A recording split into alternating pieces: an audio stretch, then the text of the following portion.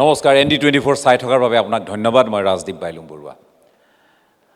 ৰাজপাটকাৰ শীৰ্ষক আমাৰ এই অনুষ্ঠান। আজি আমি তেজপুৰত আহি উপস্থিত হৈছোঁ আৰু তেজপুৰ সমষ্টিৰ লগতে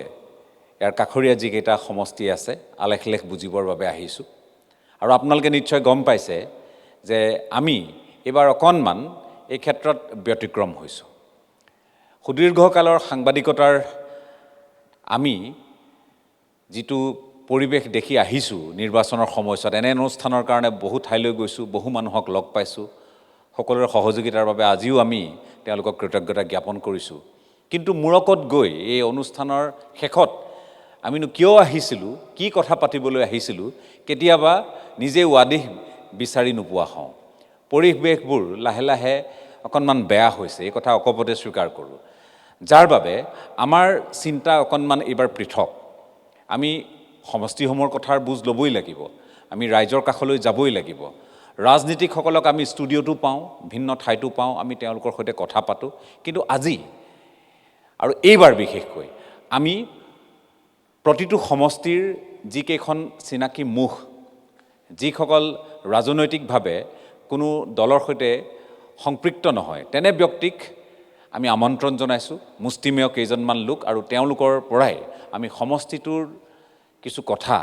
জানিবলৈ প্ৰয়াস কৰোঁ। গতিকে আজিও আমি তেজপুৰত যিহেতু উপস্থিত আছোঁ, ইয়াত 10গৰাকী ব্যক্তি আমাৰ সৈতে থাকিব আৰু তাৰে 5গৰাকীক প্ৰথম স্তৰত আমি ল'ব খুজিম। তাৰ পাছত আৰু 5গৰাকী কথা পাতিম আমি তেওঁলোকৰ সৈতে যে তেজপুৰ বা ইয়াৰ কাষৰীয়া সমষ্টিসমূহৰ পৰিৱেশ এইবাৰ কেনে। নিৰ্বাচনী ৰণডংকা প্ৰতিটো দলেই ইতিমধ্যে বজাইছে,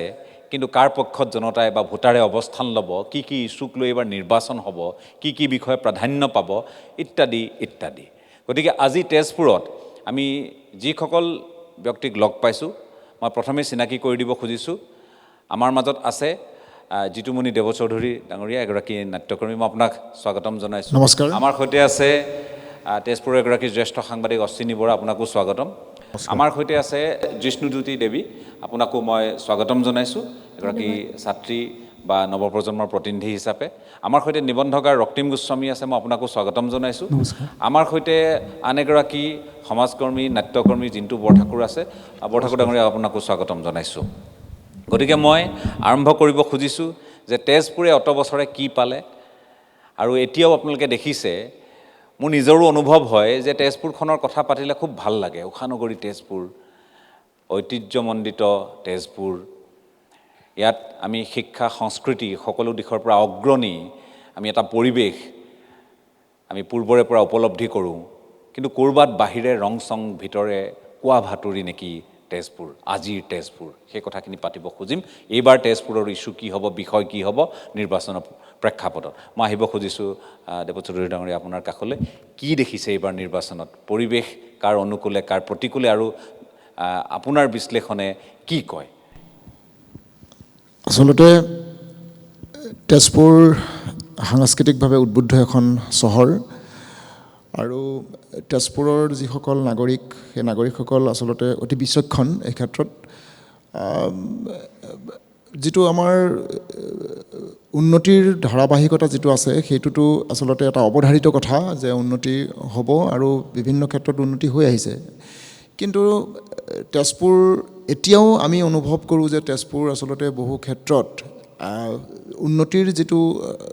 ত্বৰান্বিত যিটো গতি, সেই গতিৰ ক্ষেত্ৰত কিছু যেন থমকি ৰৈছে, এনেকুৱা ধৰণৰ কেতিয়াবা আমাৰ অনুভৱ হয়। যেনে আমি ধৰক এতিয়া ক'ব পাৰোঁ এই ক্ষেত্ৰত যে আমাৰ তেজপুৰৰ বহু ইছ্যু আছে। যে তেজপুৰৰ প্ৰথমটোতো কথা হ'ল কি, তেজপুৰৰ আমাৰ এখন ফ্লাইঅভাৰ নিৰ্মাণ হৈ আছে। আপোনালোকে দেখিছে যে ফ্লাইঅভাৰখন আজি প্ৰায় 3 বছৰ গৰকিলে। ফ্লাইঅভাৰখনৰ এতিয়ালৈকে যি ধৰণে ধৰক য'ত আজিৰ তাৰিখত অসমত এবছৰতো এখন ফ্লাইঅভাৰ হয়, 9 মাহতো সম্পূৰ্ণ হয়, আৰু আধুনিক প্ৰেক্ষাপটত আচলতে সেইখন 3 বছৰৰ লাগিব নালাগে, সেইখন হ'ব লাগিছিল। তাৰ ক্ষেত্ৰত আৰু যিটো মূল কথা, মূল ৰাস্তা যিটো তেজপুৰলৈ সোমোৱা বা ওলোৱাৰ যিটো মূল ৰাস্তা, সেই মূল ৰাস্তাৰ যিখন আমাৰ ফ্লাইঅভাৰ, যিখন উৰণীয়া সেতু, সেই উৰণীয়া সেতুখন এতিয়ালৈকে হোৱা নাই। সেইটো আমাৰ ডাঙৰ অভাৱ। দ্বিতীয়তে হ'ল কি তেজপুৰৰ এটা সমস্যা যিটো আমাৰ পথৰ সমস্যাটো কিন্তু যথেষ্ট আজি পথবিলাক যথেষ্ট সৰু হৈ গৈছে তাৰ ফলত যিটো যান জঁট হৈছে তেজপুৰত আৰু ক্ৰমাগতভাৱে আমাৰ জনসংখ্যা যথেষ্ট পৰিমাণৰ বৃদ্ধি পাইছে কিন্তু সেই অনুসৰি তেজপুৰৰ যিবিলাকসমূহ যিসমূহ ৰাস্তা আছে মূল ৰাস্তা সেই ৰাস্তাবিলাকৰ কিন্তু আমাৰ যথেষ্ট সৰু হৈ গৈছে তাৰ ফলত আপুনি দেখিব যে তেজপুৰত যথেষ্ট যান জঁটৰ সৃষ্টি হৈছে সেইখিনি সমস্যা কিন্তু অনাগত দিনত আমি ক'ৰবাত এনে এটা হয় যে 4 লেন বা 4 লেনযুক্ত পথ যেতিয়া ইয়াত হ'ল এইফালে দোলাবাৰীৰেদি মানুহ সেইফালে গুচিয়ে যায় নহয়নে চকীঘাটৰ ফালে গুচি যায় মানুহে লখিমপুৰ ধেমাজি যাবলগীয়া মানুহ সেইফালেই গুচি যায় কাৰোবাৰ যদি হেঁপাহো থাকে যে মই এইফালে আহিছোঁ অকণমান তেজপুৰখনত সোমাই যাওঁ যে মহাভৈৰৱত সেৱাতে কৰি থৈ যাওঁ বা নহয়নে মানুহ আহিবলৈ যেন টান পাই যান জঁটৰ টান পায় আৰু 2 নম্বৰ কথা আমাৰ আপুনি এইবাৰ ইয়াত ইছ্যু হ'বনে কাৰণ য'ত উদ্যমিতা য'ত নিযুত মইনা য'ত আমি অৰুণোদয় বা ভিন্ন আঁচনিৰ কথা পাতি আছোঁ সেই তেজপুৰত গৈ মূৰকত এইবোৰ ইছ্যু হ'বনে যে ফ্লাইঅভাৰখন কিয় নহ'ল সেইকাৰণে ভোট দিম ইয়াত ইঞ্জিনিয়াৰিং কলেজ কিয় আজিলৈ হোৱা নাই তাৰ কাৰণে আমি ভোট দিম নাই ৰাজনৈতিক কথাটো অলপ সুকীয়া কথাটো এতিয়া চাওক কথাটো এনেকুৱা হয় কেতিয়াবা মই এটা কথা কৈছোঁ যে সেইদিনাখন তৰুণ গগৈদেৱ যেতিয়া তেজপুৰলৈ আহিছিল তেতিয়া বিহগুৰি অঞ্চলত বিজেপিৰে একাংশ মানে বাধা দিছিলে আৰু তেতিয়া এনেকুৱা হৈছিলে যে মানে গৌৰৱ গগৈক যেতিয়া বাধা দিছিলে তেতিয়া বিজেপিৰ কিছুসংখ্যক মানুহে কিন্তু সেই কথাটো বেয়া পাইছিলে আচলতে এই ধৰণৰ হ'ব নালাগে কিন্তু সেইটো কি হৈছিলে সামাজিকভাৱে তেখেতসকলে বেয়া পোৱা কথা কিন্তু সেইটো যেতিয়া ভোটলৈ কনভাৰ্ট হ'ব তেতিয়া কিন্তু সেইটো ভোটটো কিন্তু মানে বিজেপিৰ বিপক্ষে নপৰে কিন্তু ভোটটো কথা বতৰাবিলাক তেনেকুৱা গতিকে ৰাজনৈতিক যেতিয়া ভোটৰ কনচেপ্টলৈ গুচি যাম মানুহৰ ক্ষোভটো য'ত আছে সেই ক্ষোভটো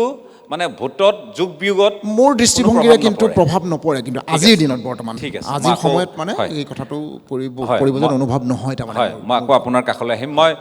ৰক্তিম গোস্বামী আছে মই আপোনাৰ কাষলৈ আহিব খুজিছোঁ যে এই নিৰ্বাচন এইবাৰ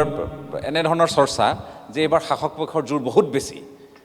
শাসক পক্ষ সময় পৰিৱৰ্তনৰ যাত্ৰা উলিয়াইছে কংগ্ৰেছে কামত দিয়া নাই বুলি কয় বিজেপিয়ে জন আশীৰ্বাদ ল'বলৈ মুখ্যমন্ত্ৰীৰ নেতৃত্বত ভিন্ন ঠাইলৈ গৈছে অগণন মানুহ হৈছে তাকো লৈ প্ৰতিযোগিতা বা তাকো মানুহে কয় যে বহুতে এনেধৰণেও কটাক্ষ কৰে যে কংগ্ৰেছৰ মানুহৰ সংখ্যা তেনেই তাকৰ বিজেপিৰ ইমান বেছি গতিকে প্ৰভুত্ব দুয়োটাই বিজেপিয়ে এইবাৰ দেখুৱাব এতিয়া কথাটো হৈছে যে শাসক পক্ষৰ জোৰ দেখিছোঁ বা বিৰোধীয়ে জোৰ দেখুৱাবলৈ যত্ন কৰিছে কিন্তু নিৰ্বাচনটোত গোটেই জোৰটো জনতাই দেখুৱাব সেইটো হ'ল EVMৰ ছুইচ টিপিব কাৰ পক্ষত তেওঁলোকে টিপিব তেওঁৱে ইয়াৰ পৰা নিৰ্বাচিত হ'ব বা ভিন্ন প্ৰান্তৰ পৰা নিৰ্বাচিত হ'ব তেজপুৰত ক'ৰ ইছ্যুজবিলাক যিবোৰ মৌলিক সমস্যা মূল ইছ্যুবোৰ যেনেধৰণে আমি আলোচনাৰ পাতনিতে কৈছোঁ যে কেইবাটাও বিষয় আৰু মোৰো ব্যক্তিগতভাৱে অনুভৱ হয় কেতিয়াবা যে হয়ে এইটো কথা মই ঘূৰি ফুৰোঁ ভিন্ন ঠাইলৈ যাওঁ আহোঁ ইয়াতো আহিছোঁ যে ক'ৰবাত এই কথাটো নেকি যে মই যে উল্লেখ কৰিলোঁ যে বাহিৰে ৰং চং ভিতৰে কোৱা ভাতৰি সেয়াহে নেকি তেজপুৰ আৰু নিৰ্বাচনত এই বিষয়বোৰৰ প্ৰাধান্য বা ইয়াৰ প্ৰভাৱ কেনেধৰণে আপোনালোকে ভাবে যে ইয়াৰ প্ৰতিফলিত হ'ব 2014ৰ পৰা আচলতে কথাবোৰ সমষ্টি স্পেচিফিক হৈ থকা নাই মোক যদি আপুনি সোধে এটা সাংঘাতিক ষ্ট্ৰেটেজি লৈ পেলাই শাসকীয় দল আগবাঢ়িছে এতিয়া পোষ্ট ট্ৰুথৰ সময় কি কৰিছে কি নাই কৰা সেইটো ডাঙৰ কথা নহয় মানুহবিলাকৰ মাইণ্ডছেটটো আপুনি কেনেকৈ কণ্ট্ৰল কৰিছে আপুনি মিছা কথা এটাই কওক আপুনি হাজাৰবাৰ কওক সেইটো আপুনি প্ৰতিষ্ঠা কৰিব নোৱাৰিবও পাৰে কিন্তু আপুনি যে হাজাৰবাৰ ক'লে তাৰ মনোযোগত যিটো প্ৰভাৱ পৰিব সেইটো এটা খুব ডাঙৰ ফেক্টৰ এতিয়া মই উদাহৰণস্বৰূপে আপোনাক ক'লোঁ যে গৌৰৱ গগৈ পাকিস্তান লিংকটোৰ কথা কৈ আছে কিন্তু প্ৰমাণ কৰিব পৰা নাই পাকিস্তান লিংকটোৰ কথা কৈ আছে প্ৰমাণ কৰিব পৰা নাই আজি 1 বছৰ হ'ল একেটা কথাই কৈ আছে চবেই কৈ আছে যদি দোষী তেওঁক ব্যৱস্থা লওক এজেঞ্চিছবিলাক লগাওক প্ৰমাণ কৰক শাস্তি দিয়ক প্ৰমাণ হয়তো নাই হয়তো প্ৰতিষ্ঠা নহ'ব কিন্তু যে বাৰে বাৰে গৈ আছে গৌৰৱ গগৈ পাকিস্তানৰ লিংক পাকিস্তানী এজেণ্ট সেই বস্তুটোৱে গম নোপোৱাকৈ অৱচেতন মনত মানুহৰ ক্ৰিয়া কৰিব সেইটো নিৰ্বাচনৰ গতিটো এটা প্ৰভাৱ পেলাব গতিকে এই জিতুমন দেৱৰ ধুনীয়া কথা কেইটামান ক'লে ডেফিনেটলি যে তেজপুৰ বাসিন্দা হিচাপে আমাৰ জনগাঁথনিৰ যিটো সমস্যা সাংঘাতিকভাৱে সলনি হৈছে ডাঙৰ চহৰৰ পৰা সৰু চহৰৰ পৰা সৰু নগৰলৈ এইটো এটা অৱধাৰিত ব্যৱস্থা বেংগলোৰত আছোঁ বহুত বছৰ তাৰ অৱস্থা দেখিছোঁ তাৰপিছত গুৱাহাটী দেখিছোঁ গুৱাহাটীতো আছোঁ এতিয়া মই তেজপুৰলৈ উভতি আহিছোঁ তেজপুৰতো দেখিছোঁ ওপৰৰ পৰা পানীবোৰ তললৈ বৈ আহি আছে আৰু সেইটোৰ কোনো there is no' escape to it তাৰ পৰা আপুনি সাৰিব নোৱাৰে কিন্তু এই সমস্যা যিবিলাক যে এতিয়া আমাৰ ই ৰিক্সাৰ সমস্যা হওক যান জঁটৰ সমস্যা হওক বা আপোনাৰ চিভিক চেন্সৰ যিটো এটা সাংঘাতিক সমস্যা গোটেই বিশ্বতে ভাৰত আজি লাজ পাবলগীয়া স্থিতিত আছে সেই বস্তুবোৰ আচলতে পলিটিকেল ইছ্যু নহয় আমি এটা সাধাৰণতে শব্দ ব্যৱহাৰ কৰোঁ মামা মেজিক হেপিনেছ ইণ্ডেক্সটোক লৈও পলিটিকেল ইছ্যু নহয় গোটেই কথাটো হৈ আছে যিটো আমি with the help of the মিডিয়াৰ থ্ৰুৱেদি মানুহৰ মানসিক জগতখনক আমি যদি সফলভাৱে নিয়ন্ত্ৰিত কৰিব পাৰিছোঁ আৰু তাৰ আটাইতকৈ যিটো ডাঙৰ অস্ত্ৰ সেইটো হৈছে ধৰ্ম সেই ধৰ্মৰে যদি মানুহৰ মনবোৰ আমি হাইজেক কৰিব পাৰিছোঁ তেনেহ'লে মই আকৌ কৈ আছোঁ গোটেই খেলটো হৈ আছে অৱচেতন মনক লৈ পেলাই মানুহৰ মনৰ ভিতৰত কেনেকুৱা এটা সত্য বা অসত্য যিয়ে নহওক কেনেকুৱা এটা বিষয় প্ৰতিষ্ঠা কৰিবলৈ চেষ্টা কৰা হৈছে সেই বিষয়টোৱে গোটেই মানুহৰ মনত ক্ৰিয়া কৰিব আপুনি ভঙা ৰাস্তা দিয়ে যাওক কিন্তু আপোনাৰ মনত যদি এটা শংকা সৃষ্টি কৰিব সফল হৈছে চৰকাৰ যে আমি সুৰক্ষিত নহয় সেই সুৰক্ষাৰ কথা চিন্তা কৰিহে মানুহে ভোট দিবলৈ যাব গতিকে এই যিবিলাক আমি মৌলিক সমস্যাৰ কথা কৈছোঁ সেইবোৰ আমি অতীজৰ পৰা দেখি আহিছোঁ সমস্যা লাগিব যে তেজপুৰে নিৰ্বাচনত এইকেইটা দাবী অন্ততঃ উত্থাপন কৰক যে ভোটাৰৰ মনৰ কথাখিনি পঢ়ক যিসকল জনপ্ৰতিনিধি যিসকল নিৰ্বাচনত অৱতীৰ্ণ হ'ব ইঞ্জিনিয়াৰিং কলেজ নাই মানুহৰ মনত ক্ষোভ আছে এই ফ্লাইঅভাৰখন হোৱা নাই উৰণ সেতুখন সম্পূৰ্ণ হোৱা নাই 3 বছৰ পৰি আছে মানুহৰ মনৰ ক্ষোভ আছে নহয়নে ইয়াৰ গোটেই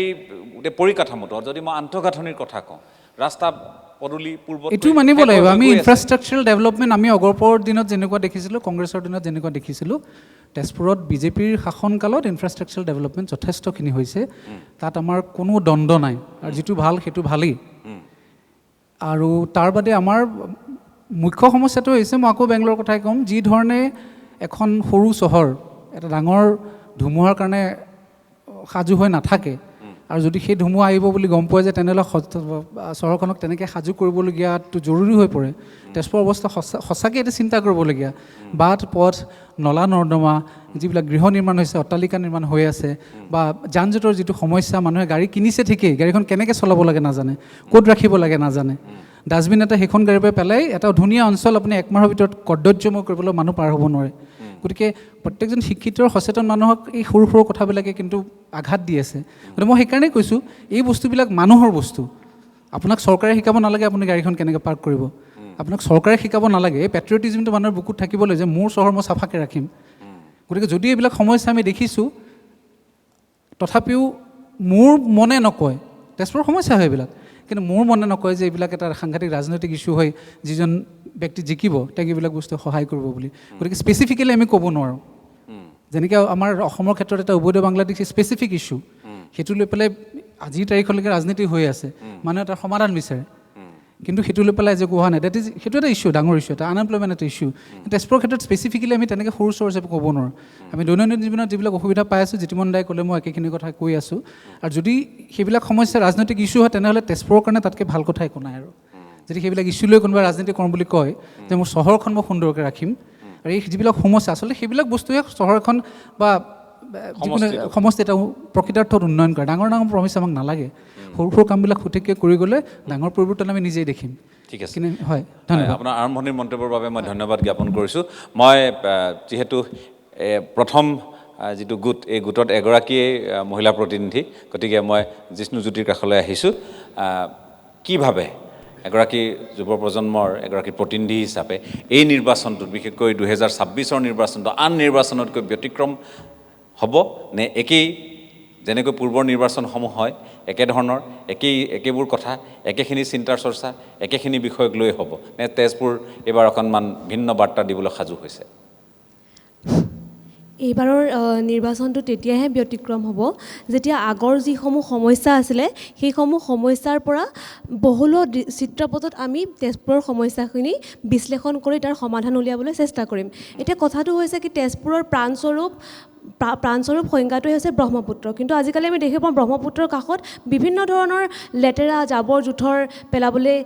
মানুহে চেষ্টা কৰিছে আৰু যাৰ বাবদ ব্ৰহ্মপুত্ৰখন তেনেই লেতেৰা হৈ পৰিছে আৰু এগৰাকী নাৰী হিচাপে এতিয়া নৱপ্ৰজন্মৰ জনপ্ৰতিনিধি হিচাপে যদি কওঁ তেতিয়াহ'লে তেজপুৰত নাৰীসমূহ কিমান দূৰলৈকে সুৰক্ষিত এতিয়া যদি আমি চাবলৈ যাওঁ ৰাজপথত যিসমূহ ষ্ট্ৰীট লাইট লগাইছে সেইবোৰ হয় লগাইছে কিন্তু আজিও গাঁৱে ভূঞে বহুতখিনি অঞ্চলত সেই ষ্ট্ৰীট লাইটবোৰ সম্পূৰ্ণকৈ লগোৱা হোৱা নাই আৰু তদুপৰি এই নাৰী সুৰক্ষাৰ কাৰণে যোনটো চৰকাৰে যোনটো ফোন নম্বৰ ব্যৱস্থা কৰিছে 181 সেইটো কিমানে জানে আজি যদি নৱপ্ৰজন্মৰ পাঠ্যক্ৰমত নাৰী সুৰক্ষাৰ কাৰণে কিছুমান পাঠ্যক্ৰম যদি চৰকাৰে নিৰ্ধাৰিত কৰি দিলে হয় বাধ্যতামূলক কৰি দিলে হয় তেতিয়া হয়তো এই নাৰীৰ সমস্যা নাৰীজনিত অপৰাধসমূহ কিছু পৰিমাণে হ্ৰাস পালে হয় আৰু তদুপৰি অকল তেজপুৰতে আৱৰি নাথাকি আমি যদি অলপমান বৃহত্তৰ দৃশ্যপটত চাবলৈ যাওঁ এইবাৰৰ নিৰ্বাচন যদি কেনেদৰে পৃথক হ'ব বুলি তেতিয়াহ'লে আমি অসমৰ মূল সমস্যাটোৱে হৈছে নিবনুৱা সমস্যা আজি অসমত 33 লাখতকৈও অধিক নিবনুৱা সমস্যা আছে কিন্তু তাৰ বাবে যদি চৰকাৰে শিক্ষকক নিযুক্তি দিছে ভাল কথা কিন্তু আমি চাবলৈ যাওঁ যে অসমৰ বৰ্তমানৰ যি ঔদ্যোগিক খণ্ড সেই ঔদ্যোগিক খণ্ডটো কিন্তু তেনেই দুৰ্বল হৈ আছে আজি অসমৰ ঔদ্যোগিক খণ্ডই অসমৰ মুঠ ঘৰুৱা উৎপাদনৰ ক্ষেত্ৰত কেৱল মাত্ৰ 12.4%হে নিজৰ যোগদান দিছে সেই ঔদ্যোগিক খণ্ডটো চৰকাৰে কেনেদৰে সেইটো সবল কৰিবলৈ চেষ্টা কৰিছে তদুপৰি অসমৰ যি কৃষি খণ্ড সেইটো আজিৰ তাৰিখত দ্বিতীয়টো দুৰ্বল ক্ষেত্ৰ সেইটোৰ ওপৰত চৰকাৰে কেনেদৰে গুৰুত্ব আৰোপ কৰিছে তদুপৰি কেৱল অসমক তেজপুৰেই হওক বা অসমৰে হওক মানে আটাইখিনি অঞ্চলত মানুহে যিসমূহ খাদ্য গ্ৰহণ কৰি আছে আমি খোৱা শাক পাচলি আমি খোৱা ডিম আলু সেইবোৰত কোনোবা কৃত্ৰিম দ্ৰব্য প্ৰয়োগ কৰিছে নেকি সেইবোৰ মানে আমাৰ যোনটো খাদ্য সুৰক্ষা হয় সেইখিনিৰ ওপৰত চৰকাৰে কিমান দূৰ গুৰুত্ব আৰোপ কৰিছে এইখিনি বিষয়বস্তু যেতিয়ালৈকে চৰকাৰে গুৰুত্ব আৰোপ নকৰে তেতিয়ালৈকে কিন্তু নিৰ্বাচন কেতিয়াও ব্যতিক্ৰম হৈ নুঠে ঠিক আছে মই আকৌ আপোনাৰ কাষলৈ আহিম মই অশ্বিনী বৰা আপোনাৰ কাষলৈ আহিব খুজিছোঁ মই যিমান দূৰ অৱগত আজিৰ তাৰিখত আমি সিদিনা মই শিৱসাগৰতো সেই কথা উল্লেখ কৰিছোঁ অৰ্জুন ভোগেশ্বৰ বৰুৱাৰ ঠাই শিৱসাগৰত তেওঁলোকে ষ্টেডিয়ামৰ অভাৱৰ কথা খুব দুখ লগাকৈ উল্লেখ কৰিছে আৰু এইবোৰ বিষয় মই আকৌ কৈছোঁ এইবোৰ বিষয় নিৰ্বাচনী বিষয় নহয়গৈ সেইটো বৰ দুৰ্ভাগ্যজনক যে কি নহওক এতিয়া আমি সিদিনা দেখিলোঁ যে অসমৰে এটা প্ৰান্তত সৰু পথাৰৰ জীয়ৰী আমাৰ অসম গৌৰৱ লাভলীনা বৰগোহাঁই তেখেতৰ নামত এখন ক্ৰীড়া ক্ষেত্ৰ হ'ল লখিমপুৰত পাতিলে ভিন্ন ঠাইত আমি দেখিছোঁ ষ্টেডিয়াম হৈছে কিন্তু তেজপুৰতোতো খেলুৱৈৰ অভাৱ নাই গুণগত খেলুৱৈৰ অভাৱ নাই নাম জ্বলা খেলুৱৈৰ অভাৱ নাই ইয়াত ষ্টেডিয়ামৰ পৰা আৰম্ভ কৰি এনেধৰণৰ বহু বিষয় যিখিনিক অৱজ্ঞা কৰি থকা হৈছে যিখিনিক এলাগী কৰি ৰখা হৈছে আপুনি সংবাদ ক্ষেত্ৰৰ সৈতে দীৰ্ঘদিন ধৰি জড়িত এগৰাকী ব্যক্তি হিচাপে তেজপুৰৰ এই বিষয়বস্তুসমূহৰ উপস্থাপনত ইয়াৰ জনপ্ৰতিনিধিৰ ভূমিকা বা ইয়াৰ যিসকল ভিন্ন দলৰ নেতা যিসকলে নিৰ্বাচনত অৱতীৰ্ণ হ'ব খোজে বা কেতিয়াবা অৱতীৰ্ণ হৈছে সেইসকলৰ ভূমিকা মই শাসক বিৰোধী সকলোৰে কথা কৈছোঁ এই ইছ্যুসমূহত কিমানে মাত মাতে ধন্যবাদ জনাইছোঁ সঁচাকৈ তেজপুৰৰ ক্ৰীড়া ক্ষেত্ৰত একেবাৰে দুখ লগা অৱস্থা বুলি ক'ব লাগিব আমি হাফ পেনৰ দিনৰ কথা কৈছোঁ মই ক্লাছ 8-9 হজাৰপাৰা ষ্টেডিয়ামৰ কথা শুনি এতিয়া মোৰ 55 বছৰ বয়স পাৰ হ'ল হজাৰপাৰা ষ্টেডিয়ামখন হৈ নুঠিল আজি তাৰিখলৈকে হজাৰপাৰা ষ্টেডিয়ামখন হৈ নুঠিল এখন তেজপুৰত কিন্তু ষ্টেডিয়াম নাই পল্লফিল্ড তেজপুৰ জিলা ক্ৰীড়া সন্থাৰ উদ্যোগত পল্লফিল্ডখনৰ অৱস্থা যথেষ্ট দুখ লগা 11টা ইভেণ্ট তেজপুৰ জিলা ক্ৰীড়া সন্থাৰ অন্তৰ্গত 11টা ইভেণ্ট তাত চলায় যে ফুটবল হওক ভলীবল হওক এথলেটিক্স বাস্কেটবল এনেধৰণৰ 11টা ইভেণ্ট তাত আমি চলাব লাগে গতিকে এখন ফিল্ডত যেতিয়া 11টা ইভেণ্ট চলিবলগীয়া হয় তেতিয়াহ'লে ফিল্ডখনৰ অৱস্থা কি হ'ব তাৰ যিসমূহ পৰিকল্পনা আমি কৰোঁ সেইমতে উলিয়াব নোৱাৰোঁ আমি লাভলীনা বৰগোহাঁইক লাগে আমি হিমা দাসৰ কথা কওঁ কিন্তু আপুনি যদি তেজপুৰত চায় তেজপুৰত এখন খেলা ফিল্ড নাই আজি পল্লফিল্ডখন এই মুহূৰ্তত কিন্তু খেলাৰ অনুপযোগী হৈ পৰিছে একদম দুখ লগা অৱস্থা আৰু আপুনি যদি আজি তাৰিখত আপুনি তেজপুৰত খেলিবৰ কাৰণে এখন ফিল্ড বিচাৰে তেতিয়াহ'লে আপুনি ফিল্ড নাপায় কোনো কাৰণতে আপুনি নাপায় হজাৰপাৰা ষ্টেডিয়ামখন কেতিয়া হ'ব সেইটোতো আমি কল্পনাই কৰিব নোৱাৰোঁ ইয়াৰ জনপ্ৰতিনিধিসকলে এই বিষয়টোক লৈ সৰব সেয়া জনপ্ৰতিনিধিসকলে খালি এই কথাবিলাকৰ কথা কিয় চিন্তা নকৰে আমি বুজি নাপাওঁ আপুনি অৱশ্যে এটা কথা আপুনি ক'ব লাগিব, অলপতে মাননীয় মুখ্যমন্ত্ৰী ডাঙৰীয়া 8 কোটি টকাৰ 8 কোটি 50 লাখ টকাৰ কাৰণে এটি অনুদান আগবঢ়াইছে পল' ফিল্ডৰ কাৰণে, এইটো আমি ধন্যবাদ জনাইছোঁ। কিন্তু জনপ্ৰতিনিধিসকলে এই কথাসমূহত কোনো ধৰণৰ চকু নিদিয়ে। আৰু এতিয়াতো জনপ্ৰতিনিধিসকলে খালি বিয়াগুম চৰকাৰৰ যিসমূহ আঁচনি, সেই আঁচনিসমূহ লৈ ব্যস্ত। অৰুণোদয় হওক, বৃদ্ধ পেঞ্চনেই হওক, বিভিন্ন ধৰণৰ যিসমূহ আঁচনি, সেই আঁচনিসমূহ বিলোৱাতে তেখেতসকলে ব্যস্ত থাকে। আৰু তেখেতসকলৰ সেইবিলাকেই সভা সমিতি কৰে, খেলক লৈ হওক, সাংস্কৃতিক দিশত হওক, কোনো ধৰণৰ কিন্তু নহয়। আপুনি যদি মই এই কথাষাৰ এইকাৰণে ইয়াত উপস্থাপন কৰিব খুজিছোঁ যে আমাৰ যিসকল সদাশয় দৰ্শক, তেওঁলোকে ভিন্ন প্ৰান্তৰ খবৰবোৰ পাই থাকে, তেওঁলোকে জানে যে ক'ত কি হৈ আছে। আৰু কেৱল মই ইয়ালৈ অহাৰ মূল উদ্দেশ্য সেইটোৱেই, অন্যথা মই আপোনালোকক পোনপটীয়াকৈ সংযোগ কৰিলোহেঁতেন 5জন মানুহক, 5জনৰ বা এজনকৈ কথা পাতি কেতিয়াবা বুজিবলৈ যত্ন কৰিলোহেঁতেন। কিন্তু ইয়াৰ মই ভিন্নজনক আহোঁতে বাট পথে লগ পাইছোঁ, কথা পাতিছোঁ। এনে নহয় যে চৰকাৰক তেওঁলোকে নম্বৰ দিব নোখোজে, দিব খোজে। কিন্তু কথাটো হ'ল জনপ্ৰতিনিধিৰ বেলিকা যেতিয়া কথাবোৰ আহে, ক'ৰবাত তেওঁলোকে অনুভৱ কৰে যে আমি যোগ্য জনপ্ৰতিনিধি নাপালোঁ নেকি। তেজপুৰে বিশেষকৈ সোধে, কাৰণ কাষৰ নদুৱাৰত এতিয়া পূৰ্বৰ চতিয়া এটা বেলেগ ধৰণৰ পৰিৱেশ তেওঁলোকে অনুভৱ কৰে, ব্যক্ত কৰে। ঢেকীয়াজুলিত আপুনি ক'ব পাৰে যে ঢেকীয়াজুলিৰ যিগৰাকী জনপ্ৰতিনিধি, এগৰাকী আপুনি বহিৰাগত তেওঁ মূলৰ বুলি ক'ব পাৰে, তেওঁক আপুনি ক'ব পাৰে অনা অসমীয়া বুলি ক'ব পাৰে, সেইটো এটা পৃথক কথা। তেখেতৰ বহু কাম কাজত তেখেতৰ কিছুমান ভূমিকাক লৈ আপোনাৰ অসন্তুষ্টি আছে, আপুনি সমালোচনা কৰিব পাৰে, কিন্তু সমষ্টিটোৰ কাম হৈছেনে হোৱা নাই, সেইফালৰ পৰা মানুহৰ যেতিয়া খবৰবোৰ আহে যে আমাৰ সমষ্টিত এইবোৰ হৈছে, স্বাভাৱিকতে প্ৰশ্ন উঠিব যে মাজৰ এই সমষ্টিটোত কামবোৰ কিয় হোৱা নাই। গতিকে জনপ্ৰতিনিধি ইয়াত তেজপুৰে যেনেধৰণে তেজপুৰৰ কাৰণে এগৰাকী জনপ্ৰতিনিধি লাগে, যি ধৰণৰ বলিষ্ঠ ভূমিকাৰ এগৰাকী জনপ্ৰতিনিধি লাগে, সেই ধৰণে তেজপুৰে লাভ কৰা নাই নেকি? হয়, আপুনি যিটো কথা কৈছে, হয়, আমি এগৰাকী জনপ্ৰতিনিধি, আমাৰ আচলতে সমষ্টিটোৱে কিবা বেলেগ ধৰণৰ। এতিয়া ধৰক বিজেপি চৰকাৰ আছে, AGP আছে লগত, গতিকে AGPয়ে বিধায়কজন AGP দলৰ, গতিকে ধৰক এতিয়া তেখেতে কয় যে এতিয়া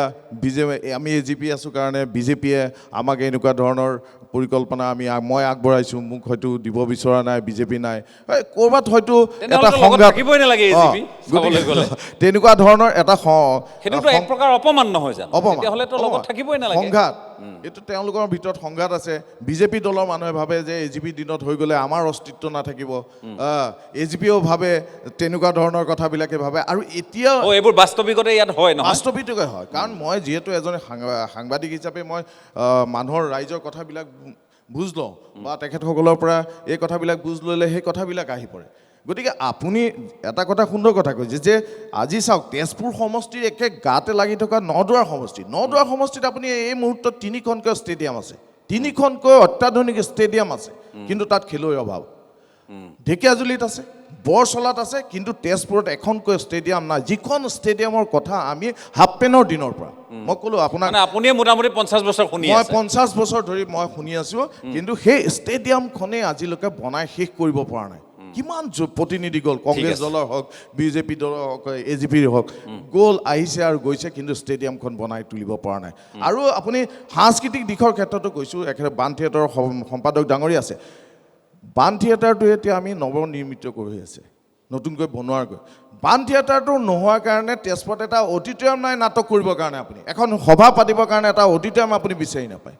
তাতকৈ আৰু লাজৰ কথা, তাতকৈ দুখৰ কথা, জনপ্ৰতিনিধিগৰাকীয়ে যদি নাভাবে, আমাক যিসকলে নেতৃত্ব দিয়ে তেখেতৰ এই বিষয়টোৰ সৈতে যে কোনো সম্পৰ্ক নাইকিয়া মানুহ তেনেতো নহয়, তেখেত নিজে এইবোৰ বিষয়ৰ সৈতে সম্পৃক্ত এগৰাকী ব্যক্তি। আৰু তেনেস্থলত তেজপুৰে সাংস্কৃতিক দিশত আজি এখন নাটক পাতিবলৈ চিন্তা কৰিবলগীয়া হোৱাটো বৰ ডাঙৰ কথা। যে কি নহওক, মই আকৌ আপোনাৰ কাষলৈ আহিম, মই বৰঠাকুৰ ডাঙৰীয়া আপোনাৰ কাষলৈ আহিব খুজিছোঁ। আমি কথা পাতি আছোঁ তেজপুৰৰ বিষয়ে, ইয়াৰ সংলগ্ন সমষ্টিকেইটাৰ প্ৰসংগও আহিছে আলোচনাৰ মাজত। তেজপুৰ মাজত ক'ৰবাত চেপা খাইছে নেকি? মই 3টা কথা কওঁ। প্ৰথম কথাটো হৈছে, মই জন্মৰ পৰা এতিয়ালৈকে তেজপুৰৰ যিটো সোমোৱা ৰাস্তা আমাৰ মিছন চাৰিআলিৰ পৰা সি বঢ়া নাই। তাৰমানে ইফালে যদি আমি মিছন হস্পিটেলখন দেখোঁ, ইপিনে কৃষ্ণ মিলটো দেখোঁ, প্ৰথম অকণো বঢ়া নাই। বা টাউনখনলৈ আহক, তাত নাই। তেজপুৰৰ চিভিল হস্পিটেল, তেজপুৰৰ এখন হস্পিটেল বা টাউনৰ মাজত এখন আছে চিভিল হস্পিটেল, বাকী হস্পিটেলৰ কথা মই নক'লেও দাঁতি কাষৰীয়া অঞ্চলৰ। চিভিল হস্পিটেলখনত আপুনি MRI এটা কৰিবলৈ যাওক নাই, CT স্কেন এটা কৰিবলৈ যাওক নাই। আমি জনামতে তেজপুৰৰ যিটো ব্লাড টেষ্টিং মেচিন সেইটো যথেষ্ট ভাল, কিন্তু মই আজি এসপ্তাহ আগত তালৈ গৈ খবৰ ল'লোঁ কিবা বিশেষ কাৰণত তাত বোলে 3টামান টেষ্টহে হয়, তাত মাত্ৰ 3টামান টেষ্টহে হয়। তাৰপিছত আমি জানো যে তেজপুৰত এখন মেডিকেল কলেজ আছে। তেজপুৰৰ মেডিকেল কলেজখন ইয়াত এটা এক্সিডেণ্ট হৈ পেলাই যদি আমি তেজপুৰ টুমুকীলৈ যাব লাগিব, টুমুকী মানে তেজপুৰ মেডিকেল কলেজলৈ আমি নিব লাগিব। সেইখন আমি নাম দিছোঁ ৰেফাৰেল হস্পিটেল, মানে সি ৰেফাৰহে কৰে। তাত তেজপুৰত মানে ইমাৰ্জেঞ্চি গৈ পেলাই, আৰু মই জনামতে মই বৰ বিজ্ঞানৰ মানে মেডিকেল কলেজ হাস্পাতালখনৰ কথা কৈছে, হস্পিটেলখনৰ কথা কৈছোঁ। তাৰমানে আপোনালোকৰ দৃষ্টিত এখন ৰেফাৰেল এখন ৰেফাৰেল হস্পিটেল, মেডিকেল কলেজ তাত বিভিন্ন বিভাগ। আপুনি যদি আজি এজন তাত কাম কৰা মানুহ বা তাত যদি তাৰ এজন ডাক্তৰ বা তাৰ কোনোবা এজনক যদি মাতিলেহেঁতেন, আপুনি ইয়াতে স্পষ্টকৈ গম পাই গ'লহেঁতেন যে তেজপুৰ মেডিকেল কলেজৰ অৱস্থা কি। কেটেৰেক্ট অপাৰেশ্যন এটা কৰিব নোৱাৰা হস্পিটেল, মানে সাংঘাতিকভাৱে যদি তাত হেৰি হয়, তাৰ কাৰণে আমাৰ সাধাৰণ যিখিনি জনসাধাৰণ টেটু চেপা খাইছে। তাৰমানে আমাক 3টা বস্তু লাগে। প্ৰথম শিক্ষা, আমি নাভাবোঁ যে তেজপুৰত তেনেকুৱা ভাল হেৰি আছে, যিটো আপুনি অলপ আগতে কৈছে যে ইঞ্জিনিয়াৰিং কলেজখন নাই, মেডিকেল কলেজ যি এখন দিছে তাত এইটো হৈছে। আমি জানো যে তেজপুৰত দৰং কলেজ, তেজপুৰ কলেজ দুখন আছে, এখন আছে গাৰ্লছ কলেজ। ইয়াৰ বাহিৰে আমি বিচাৰিছিলোঁ যে তেজপুৰত আৰু 2খন অন্তত কলেজ হওক, যিহেতু আমাৰ জনগাঁথনি বহুত বাঢ়িছে। তেজপুৰ কলেজে সিদিনাখন ডায়মণ্ড জুবলি পাতিলে, 60 বছৰ গৰকিলে, আৰু দৰং কলেজে 80 বছৰ গৰকিলে। এই 60-80 বছৰত তেজপুৰত তৃতীয়খন কলেজ আমি দেখা নাই। এখন মিছন চাৰিআলি আগত আছে গাৰ্লছ কলেজ, তাৰো খুব সীমিত। প্ৰথম শিক্ষা। তাৰপিছত আহক আপুনি স্বাস্থ্য সম্পৰ্কে মই আপোনাক ক'লোঁ যে কি অৱস্থাত মানুহ আছে। তাৰপিছত আহক আপুনি আইনী সাহায্য, এই 3টা লাগে। আমি কিমান অৰুণোদয় দিছোঁ, কালি নে পৰহি এই কিবা অংগনবাদী নে কাক 38,000 কিবা স্কুটি দিলে। এইবিলাকৰ কথাতকৈ আমাক মূললি লাগে যে আমাক লাগে শিক্ষা, স্বাস্থ্য। এইমাত্ৰই আমি স্বাস্থ্য, আইনী সাহায্যটো আমি এটা বিচাৰিছিলোঁ যে তেনেকুৱা হওক, কিবা এটা সকাহ পাওক, ৰাইজে সকাহ পাওক। সেইটোও বৰ এক্সপেঞ্চিভ। আজি তাৰিখত মুঠতে মানুহে টেটু চেপা, যিজন মানুহে আগতে মাহেকীয়া বজাৰটো মুঠ মাৰি কৰিছিলে, আজি তাৰিখত সেই মানুহজনে ইমান টেটু চেপা খাইছে যে তাৰ সদায় ডে টু ডে এক্সপেঞ্চিভ। সি হয়তো আগতে 5 লিটাৰ তেল কিনা মানুহজনে এতিয়া হয়তো 500 গ্ৰামৰ বটল এটা লৈ যাবলগীয়া অৱস্থাত পৰিছে। 1 নম্বৰ।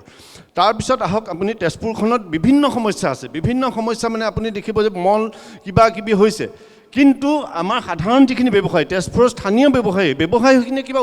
উন্নয়ন হৈছে নেকি? আজি যদি আপুনি চাই তেজপুৰত কেইবাটাও ইণ্ডাষ্ট্ৰি হৈছে, দেখুৱাই দিব যে হয় তেজপুৰতো বালিপাৰা যিটো ইণ্ডাষ্ট্ৰিয়েল এৰিয়া, তাত কিবা কিবা বিয়েৰৰ ইণ্ডাষ্ট্ৰি হৈছে, ৰামদেৱৰ কিবা ইণ্ডাষ্ট্ৰি হৈছে, ব্ৰিটেনিয়াৰ কিবা ইণ্ডাষ্ট্ৰি হৈছে, কিবা কিবি হৈছে। তাত স্থানীয় লোকসকলে ক'ত কাম কৰিছে? তাত গৈ পেলাই 4th গ্ৰেড বা এনেকুৱা কিছুমান, যিখিনি চাব গোটেইখিনিয়ে বাহিৰৰ মানুহ, মানে ইয়াত যদি কাম কৰিবলৈ হয়, আপুনি দক্ষটো প্ৰথমে তেওঁলোকক কৰিব লাগিব, আৰু দক্ষ কৰাৰ কাৰণে তেওঁলোকক আপুনি সাজু কৰিব পাৰিব লাগিব। তেনেধৰণৰ প্ৰশিক্ষণ আমাৰ সমষ্টিৰ পৰা বোলে তাত বোলে 50জনে কাম কৰিব, সেই 50জন স্কিল্ড মানুহ আমি সাজু কৰিবলৈ কিবা কৰিছোঁ নে কৰা নাই? নাই, কথাটো এনেকুৱা হয় যে ইয়াৰ আগতে যদি আমি চাওঁ, এইবিলাক ইণ্ডাষ্ট্ৰি নোহোৱাৰ আগতে আমি জানো যে পোষ্টেলত বেংগলী সম্প্ৰদায়ৰ মানুহ বেছি থাকে, কাৰণ তাত অলপ হেৰিখিনি থাকে, বা ষ্টেট বেংকতো সেই তেনেকুৱা হয়। কিন্তু এতিয়াতো আমাৰ ইয়াততো হেৰি হ'ল, স্কিল আমাৰ ল'ৰা ছোৱালীয়ে তেজপুৰত নপঢ়াকৈ বাহিৰত পঢ়ি পেলাই স্কিল হৈ আহিছে, কিন্তু তেওঁলোকৰ এই যে ইণ্ডাষ্ট্ৰিবিলাকত যিবিলাক ভিতৰুৱা যিখিনি বৰমূৰীয়া বা মানুহ আছে, তেওঁলোকক হেৰি নিদিয়ে। মই তেওঁলোকৰ মুখপাত্ৰ নহয়, বা কিন্তু যিটো ভাল ময়ো সেইটোত বিশ্বাসী দেই, যিটো ভাল সেইটো ভাল। নদুৱাৰত যেনেকৈ ইজনক সিজনক কন্যকাৰ জৰিয়তে হওক ভিন্ন ধৰণে সংস্থাপিত কৰাৰ ব্যৱস্থা কৰিছে, মহিলাসকলক বোলে তাঁতশালখনকে দিছে, বস্ত্ৰ নাই, নদুৱাৰত যথেষ্ট হৈছে, নদুৱাৰত সূতা দিছে, গৰু কিনি দিছে। ব্ৰিটানিয়াত দিব পৰা, ব্ৰিটেইনত দিব, কিন্তু যিদিনাখন হয় তেতিয়া অন্তত বিধায়কজনে, আজি চাগে নদুৱাৰত সেই ইণ্ডাষ্ট্ৰিটো যদি নদুৱাৰত হ'লহেঁতেন, তেতিয়া ব্ৰিটেনিয়া কোম্পানী চাগে সেই দাদাগিৰিটো তাত নচলিলেহেঁতেন। নদুৱাৰত যিজন তাত বিধায়কৰ যিটো মানে দখল আছে, নদুৱাৰত যিটো বিধায়কৰ দখল আছে, মই নাভাবোঁ যে তেজপুৰত তেনেকুৱা দখল এটা আছে। আপুনি যদি চাবলৈ যায় ডিষ্ট্ৰিক্ট লাইব্ৰেৰী, এতিয়া অলপ আগতে অডিটৰিয়ামৰ কথা ওলাইছে, তেজপুৰত 2টা অডিটৰিয়াম আছে, ডিষ্ট্ৰিক্ট লাইব্ৰেৰী আৰু বাণ থিয়েটাৰ। দুটাই কিন্তু আজি প্ৰায় 4 বছৰ 5 বছৰ ধৰি পেলাই কাৰ্যক্ষম হৈ থকা নাই। এই দুটা মানে আণ্ডাৰ কনষ্ট্ৰাকশ্যন আজিলৈকে তেজপুৰত এখন ডাঙৰ কিবা কৰিবলগীয়া হ'লে তেজপুৰত তেনেকুৱা নাই হয় কনভেনশ্যন চেণ্টাৰ যিটো চৰকাৰীভাৱে বনাইছে তেজপুৰৰ পৰা প্ৰায় 5 কিলোমিটাৰ 7 কিলোমিটাৰ দূৰত তাত যাব লাগিব আৰু নহয় কিবা নিজাববীয়া ব্যৱস্থা কৰি ল'ব লাগিব ঠিক আছে মই আৰু কথা পাতিম আপোনালোকৰ সৈতে মই এটা বিৰতি ল'ম এই মুহূৰ্তত আৰু এবাৰ মই আপোনালোকৰ কাষলৈ যাম খুব চমুকৈ মই দুটামান কথা পাতি মই দ্বিতীয়টো গোটক আহ্বান জনাম আমি আমাৰ আলোচনাৰ বাবে মই এটা বিৰতি লৈ পুনৰ আহি আছোঁ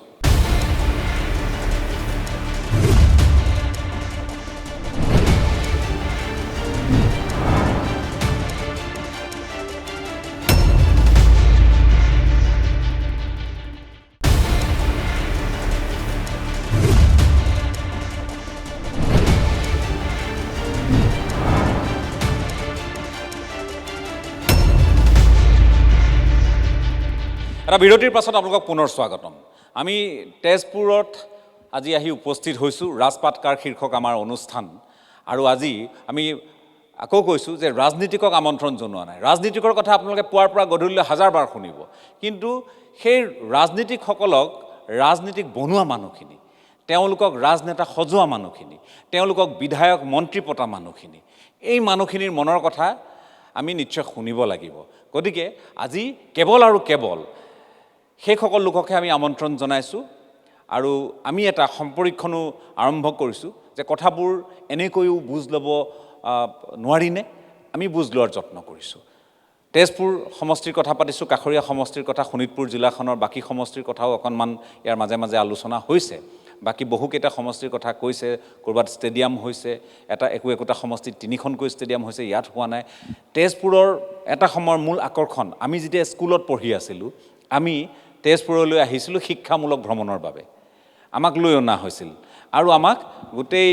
তেজপুৰখন ভালকৈ এবাৰ পৰিদৰ্শন কৰোৱা হৈছিল বুজোৱা হৈছিল উষা অনিৰুদ্ধৰ কথা কোৱা হৈছিল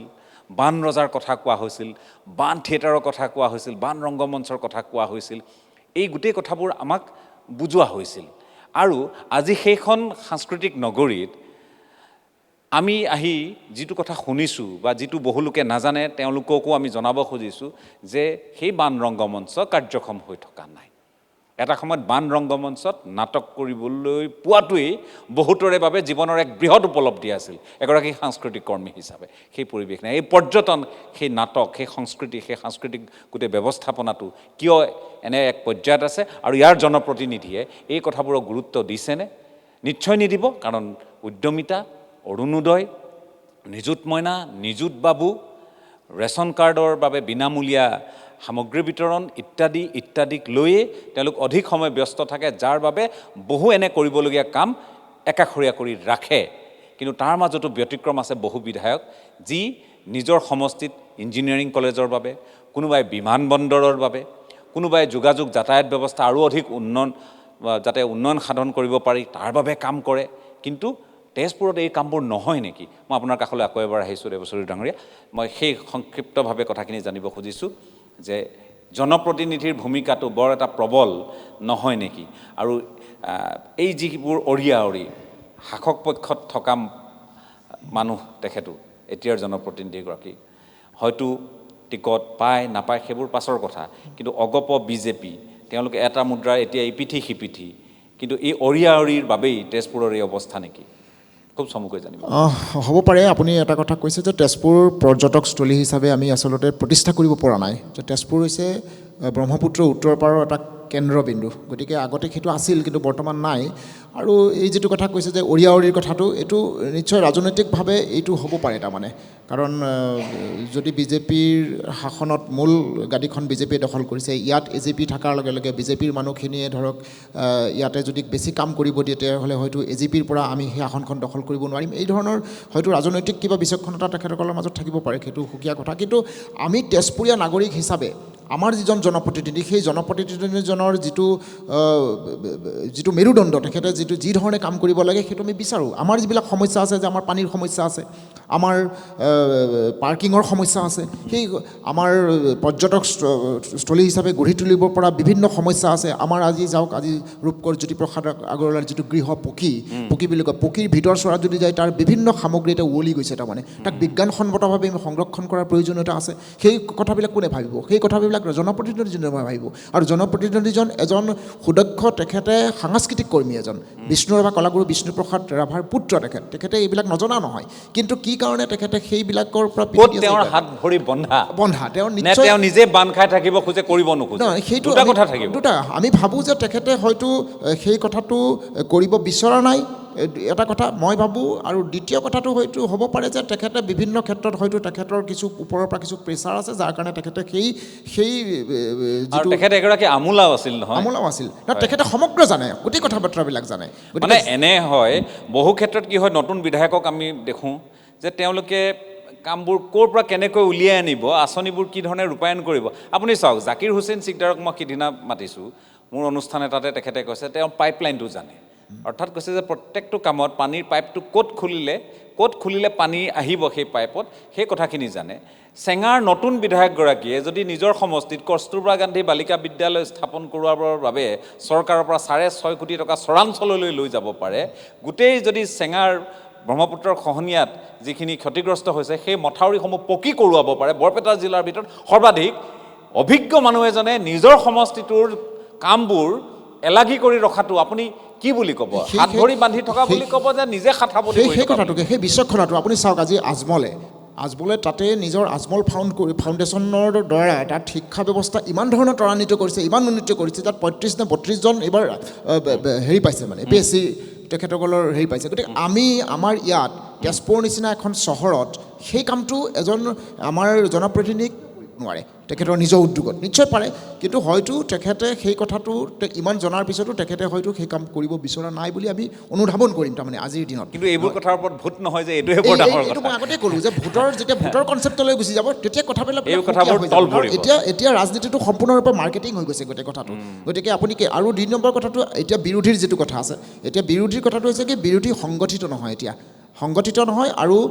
বিৰোধীৰ ক্ষেত্ৰত এইটো কথা ক'ম যে তেখেতসকলৰ যিটো লিডাৰশ্বিপ ক্ৰাইচিছ কিন্তু এতিয়া যথেষ্ট ক্ৰাইচিছ সেইটো তেজপুৰতো প্ৰতিফলিত হৈছে যিটো যথেষ্ট ক্ৰাইচিছ আচলতে আৰু সেই সুযোগটো আচলতে শাসক পক্ষই গ্ৰহণ কৰিছে ধন্যবাদ জ্ঞাপন কৰিছোঁ মই গোস্বামী ডাঙৰীয়া আকৌ এবাৰ আপোনাৰ কাষলৈ আহিছোঁ খুব সংক্ষেপে কথা হৈছে যে বহু এনে কাম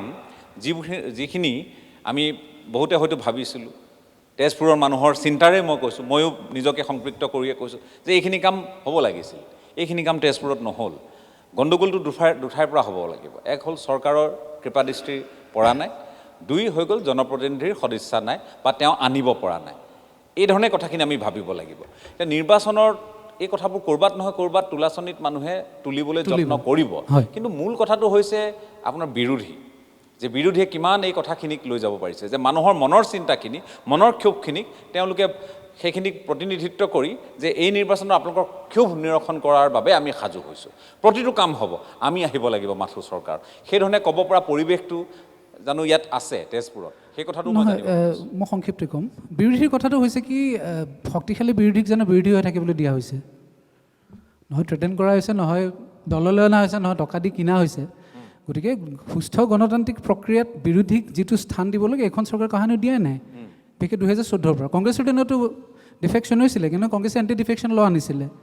যে কোনোবা বেলেগ দললৈ গ'লে তেওঁ নিজৰ বিধায়কৰ পদটো এৰিব লাগিব এতিয়াতো ৰাতাৰাত আপোনাৰ 20-30 জন বিধায়ক গায়ব কৰি পেলাই বেলেগ দলত মানুহজন কংগ্ৰেছৰ পাছফালে পদুম ফুল কথাটো সেইটোৱেই গতিকে বিৰোধীক দোষ দি আমি একেবাৰে লাভ নাই কাৰণ বিৰোধীক সুস্থ হৈ থাকিবলৈ দিয়াই হোৱা নাই সুস্থ গণতান্ত্ৰিক পৰম্পৰাটো ৰক্ষা কৰিবলৈ দিয়াই হোৱা নাই বিৰোধী ৰোগাক্ৰান্ত আৰু মানে ভাইৰাছ সোমোৱাই দিয়া হৈছে শাসক পক্ষৰ তৰফৰ পৰা গতিকে আমি যিটো সুস্থ গণতান্ত্ৰিক পৰম্পৰা এটা ধৰি ৰাখিছিলোঁ সেইটো 2014 পৰা সাংঘাতিকভাৱে অৱক্ষয় হৈছে আৰু সেইটো এটা সাংঘাতিক ভুল কিন্তু এইটো আম্বেদকাৰে নিজেই কৈছিলে যে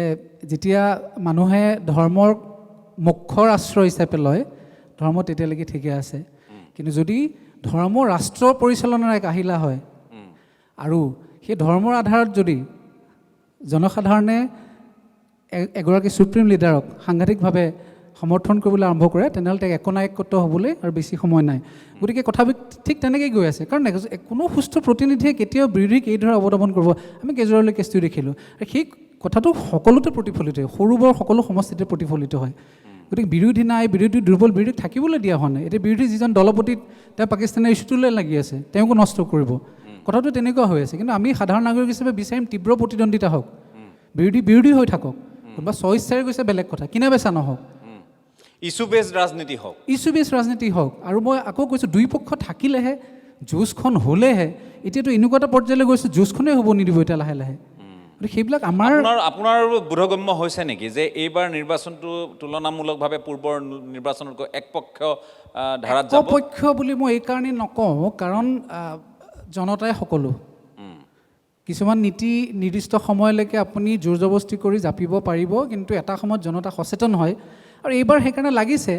যে ক'ৰবাত নহয় ক'ৰবাত আমি প্ৰতিদ্বন্দ্বিতা এটা দেখিবলৈ পাম। কিছু কিছু সমষ্টিত আমি কংগ্ৰেছৰ বিজেপি প্ৰতিনিধি খুব দৰকাৰী, কিন্তু এইটো কংগ্ৰেছ বিজেপিৰ কথাটো নহয়, এইটো গণতন্ত্ৰৰ কথা। আৰু জোৰ জবস্তি জাপি দিয়া বস্তু আপুনি ইৰাণত ইতিমধ্যে কি হৈছে দেখিছে। ইৰাণ কিমান লিবাৰেল এখন ছ'চাইটি আছিলে, শেষ কৰি পেলোৱা হ'ল। আৰু আজি আল্টিমেটলি তেওঁলোক ছুপ্ৰিম লিডাৰ হত্যা, সেইটো এটা বেলেগ ইছ্যু। কিন্তু মই সেইটো কথাই কৈছোঁ যে গণতন্ত্ৰৰ যিটো এটা নিজস্ব প্ৰক্ৰিয়া আছে, আমাৰ জুডিচিয়াৰী আছে, সেইটো বৈ থাকিবলৈ দিলে ভাল। বৈ থাকিবলৈ এতিয়া CBSE ৰিচেণ্টলি যিটো ঘটনা হৈছে যে জুডিচিয়াৰী ক্ৰিটিচিজিম কৰিবলৈ CBSEত কিতাপত অন্তৰ্ভুক্ত কৰা হৈছে। কিমান সাংঘাতিক কথা। সেই সৰু ল'ৰা ছোৱালীয়ে যেতিয়া সৰুতে সেই কিতাপখন পঢ়িব আৰু বুজিব যে জুডিচিয়াৰী বিশ্বাস কৰিব নোৱাৰি, সেইখিনি মানুহ কোনটো পথলৈ যাব। আৰু সেইটো কিয় ইনক্লুড কৰা হৈছে? ছুপ্ৰিম কোৰ্টে ইণ্টাৰভিউ কৰাৰ কাৰণে সেই চেপ্টাৰটো উঠাই দিবলগীয়া হ'ল। কিন্তু এইবিলাকে কিহৰ ইংগিত দিয়ে?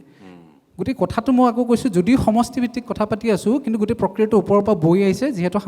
সাংগঠনিক ভেটি আৰু ডিচিশ্যন মেকিং বিজেপিৰ সাংঘাতিকভাৱে সবল। গতিকে ওপৰৰ পৰা গোটেই কথাবোৰ বৈ তললৈকে আহে। গতিকে আমি সদায় বিচাৰিম সুস্থ নাগৰিক হিচাপে যে বিৰোধী শক্তিশালী হৈ থাকক, বিৰোধী শক্তিশালী হৈ থাকিবলৈ দিয়া হওক, চবৰ লগত যাতে কেজৰিৱালৰ নিচিনা ঘটনা নহওক, তেতিয়া আমি সুস্থ নাগৰিক হিচাপে থাকিব পাৰিম, দেশখন সঁচা অৰ্থত আগুৱাই নিব পাৰিম। ধন্যবাদ। মই আহিব খুজিছোঁ সামৰণিৰ মন্তব্যৰ বাবে। জিষ্ণুজ্যোতি আমাৰ সৈতে আছে, মই আপোনাৰ সামৰণি মন্তব্য ল'ব খুজিছোঁ। মোৰ বক্তাসকলে আটাইখিনি তেজপুৰৰ এক বৃহত্তৰ চিত্ৰপট দাঙি ধৰিলে। কিন্তু এতিয়া কথাটো হ'ল, তেজপুৰক গোটেই অসমতে সাংস্কৃতিক নগৰী বুলি জনা যায়। কিন্তু তেজপুৰত এই সাংস্কৃতিক নগৰীত ইয়াৰ কলাকাৰক কিমান দূৰলৈকে সন্মান কৰা হয়? কাৰণ আজি তেজপুৰৰ দোলাবাৰী ফ্লাইঅভাৰৰ তলত আমাৰ প্ৰাণৰ শিল্পীগৰাকীৰ যি চিত্ৰ অংকন কৰা হৈছিল, সেই চিত্ৰখনৰ ওপৰত নিৰ্বাচনৰ নামত এক এডভাৰটাইজমেণ্টৰ কেম্পেইনিং কৰা হ'ল। তো তাৰ মানে কি যে আমাৰ যোনটো ন্যায় ব্যৱস্থাটো সেইটোতো অসফলে বুলিয়ে ক'ব লাগিব। কাৰণ আজি প্ৰাণৰ শিল্পীগৰাকীৰ মৃত্যুৰ ইমান মাহ হোৱাৰ পাছতো তাৰ উত্তৰ আজিলৈকে তেওঁলোকে দিব পৰা নাই। তদুপৰি আমাৰ এই চৰকাৰখনৰ যোনটো ন্যায় ব্যৱস্থা, সেইটো কি 3টা M, অৰ্থাৎ মানি, মাফিয়া আৰু মাচল, এই 3টাৰ ওপৰতে প্ৰতিষ্ঠিত বুলি তেওঁলোকে আমাক স্পষ্ট কৰি দিছে নেকি? এই কথাখিনিৰ উত্তৰ আচলতে আমি তেওঁলোকৰ পৰা বিচাৰোঁ। তদুপৰি আমাৰ তেজপুৰৰ যি ৰাস্তা ঘাটবোৰ, সেইবোৰ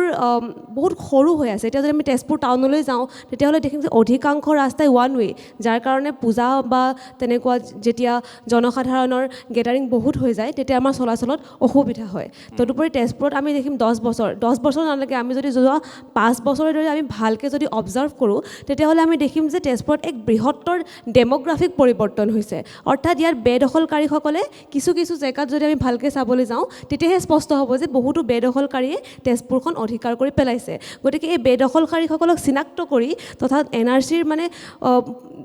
অচিনাকি মানুহ আহিছে নেকি তেজপুৰলৈ? হয়, মুখ্যমন্ত্ৰীয়ে কোৱা ধৰণে হ'ব পাৰে। হয়, মানে আপুনি যদি মানে সামগ্ৰিকভাৱে চালে হয়তো আপুনি দেখিব নোৱাৰিব, কিন্তু কিছু অঞ্চল, মই অঞ্চলসমূহৰ নামটো ক'ব নোৱাৰিম, বাট আপুনি যদি চায় তেতিয়াহ'লে দেখিব এক বৃহত্তৰ ডেম'গ্ৰাফিক চেঞ্জ হৈছে। সেই বেদখলকাৰীসকলক চিনাক্ত কৰি আঁতৰাবলৈ কাৰণে চৰকাৰে কেনেধৰণৰ প্ৰক্ৰিয়া গ্ৰহণ কৰিছে, আৰু তদুপৰি NRCৰ স্পষ্টীকৰণ প্ৰক্ৰিয়াটোৰ জৰিয়তে যোনসকল আমাৰ খিলঞ্জীয়া ভূমিপুত্ৰ হয়, তেওঁলোকৰ অধিকাৰ আজি তেজপুৰতো বহুত লোকে পোৱা নাই। কাৰণ তেওঁলোকৰ নাম ইতিমধ্যে যি অসমৰ 1.3 মিলিয়ন লোকক বেদখলকাৰী হিচাপে NRCত বহিষ্কাৰ কৰিছে, তাৰ ভিতৰত বহুতো খিলঞ্জীয়া লোক আছে, আৰু তাৰ ভিতৰত বহুতো তেজপুৰতো সেই ভূমিপুত্ৰসকলে বাস কৰি আছে। গতিকে তেওঁলোকৰ অধিকাৰ কিদৰে চৰকাৰে সাব্যস্ত কৰিছে? এই আটাইখিনি বিষয়বস্তু যদি চৰকাৰে দাঙি ধৰিব পাৰে, কেৱল মাত্ৰ নিৰ্বাচনৰ নাম বুলিয়ে নহয়, জনসাধাৰণৰ বেছি হৈ আছে। আপুনিতো যুৱ প্ৰজন্মৰ, হয়, আজিতো আমি দেখিছোঁ মুখ্যমন্ত্ৰীয়ে নিজৰ হাতৰ ঘড়ীকে দি দিছে, কিমান উৎফুল্লিত যুৱ প্ৰজন্ম, মামা বুলি উৎফুল্লিত। গতিকে মামাৰ জোৰ বেছি হ'ব নে দাদাৰ জোৰ বেছি হ'ব? এইবাৰ খুব সংক্ষেপে 1-2 শব্দত জানিব খুজিছোঁ। সেইটো জনসাধাৰণৰ, এইটো এটা আচলতে ছাবজেক্টিভ পইণ্ট অফ ভিউ, এইটো অবজেক্টিভ নহয়, সেইটো জনসাধাৰণৰ নিজা বস্তু হয়। কিন্তু যদি এতিয়া সামগ্ৰিকভাৱে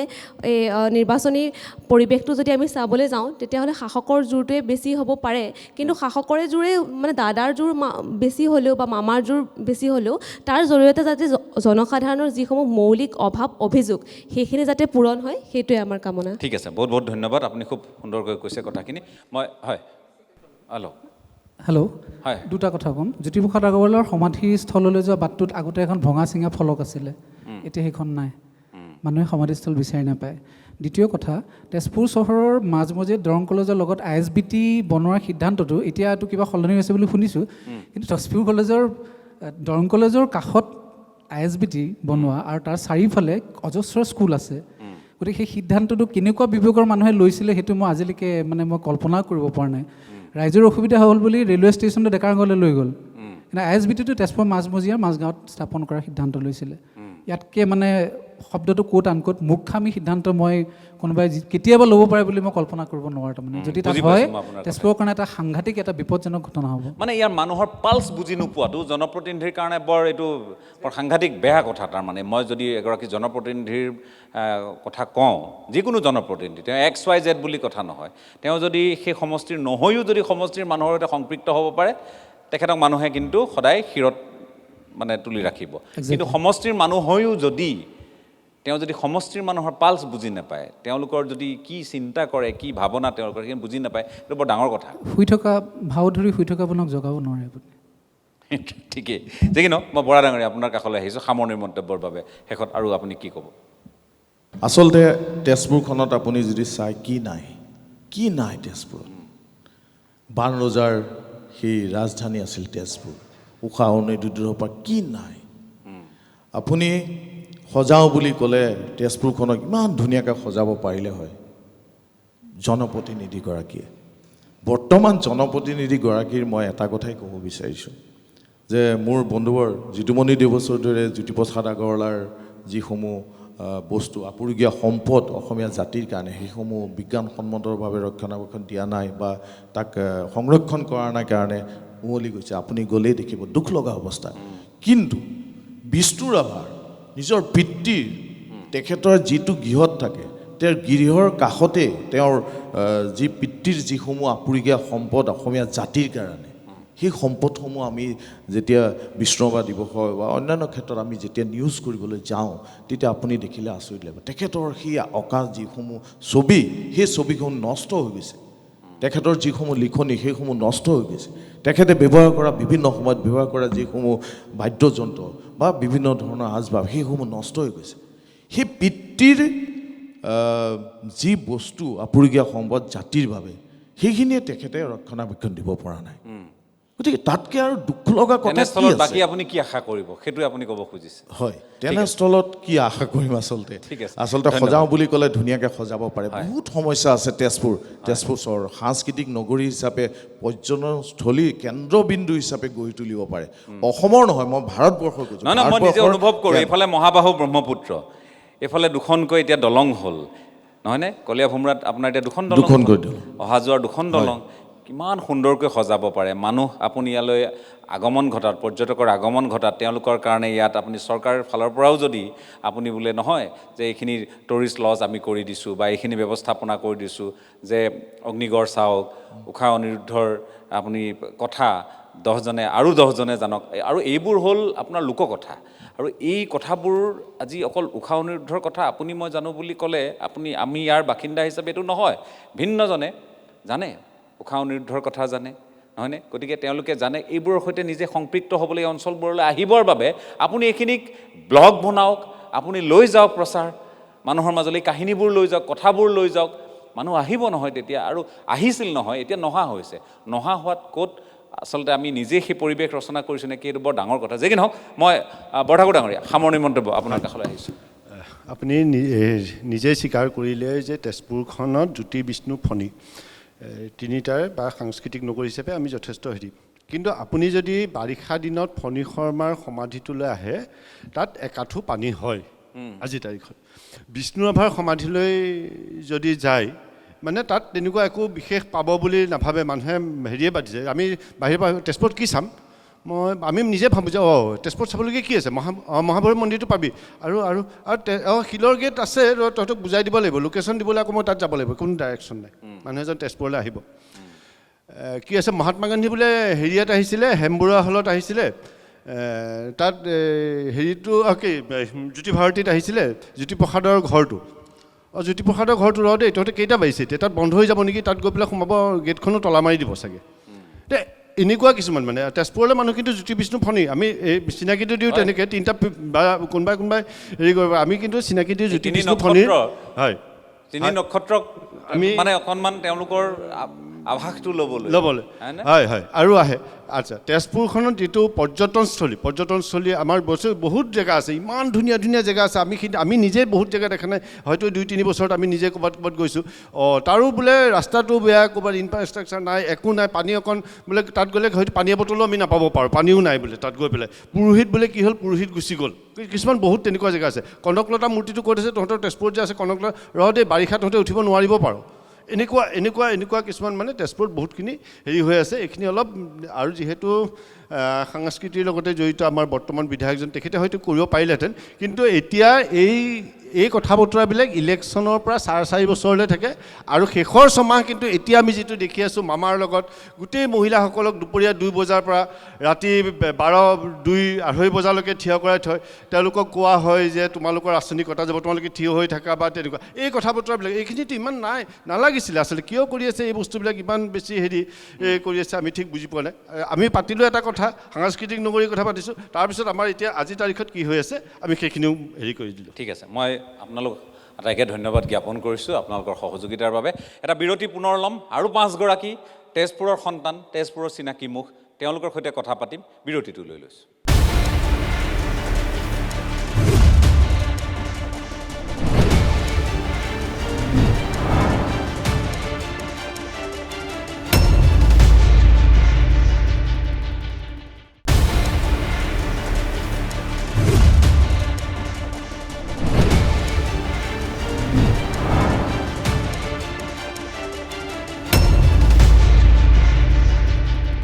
এটা চমু বিৰতিৰ পাছত আপোনালোকক পুনৰ স্বাগতম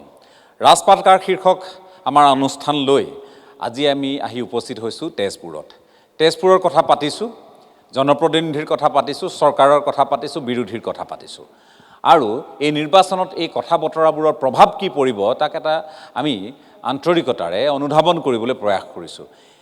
আমি 5গৰাকী তেজপুৰৰ চিনাকি মুখৰ সৈতে কথা পাতিলোঁ এইবাৰ আন 5গৰাকী আমাৰ সৈতে আলোচক আছে মই তেওঁলোকক স্বাগতম জনাব খুজিছোঁ আমাৰ সৈতে এই মুহূৰ্তত যেহেতু জ্যেষ্ঠ ক্ৰীড়া সাংবাদিক প্ৰাণজিৎ বৰুৱা উপস্থিত আছে মই আপোনাক স্বাগতম জনাইছোঁ আমাৰ সৈতে আছে তেজপুৰ মহাবিদ্যালয়ৰ অধ্যক্ষ ডক্টৰ মনোজ হাজৰিকা মই আপোনাকো স্বাগতম জনাইছোঁ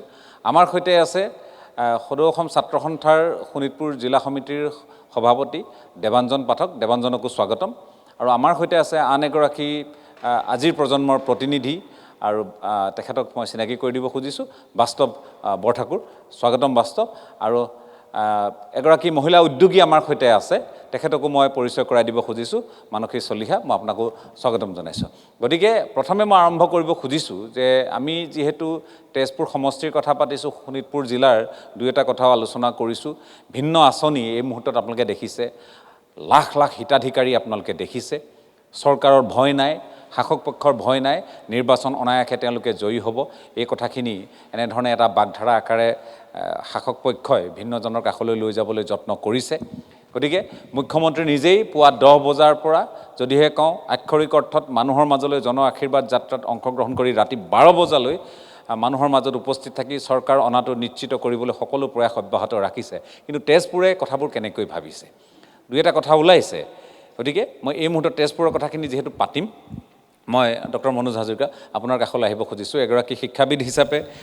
এগৰাকী শিক্ষক হিচাপে আপুনি কেনেধৰণে ভাবে যে এই ৰাজনৈতিক পৰিক্ৰমাটো বিশেষকৈ গোটেই অসম ভিত্তিত আমি কথাবোৰ দেখিছোঁৱেই কি হৈ আছে কি হৈ থকা নাই তেজপুৰে কি বাৰ্তা দিব এইবাৰ নিৰ্বাচনত খুব চমুকৈ জানিব খুজিছোঁ ধন্যবাদ ৰাজীৱ ভাইলুং ডাঙৰীয়া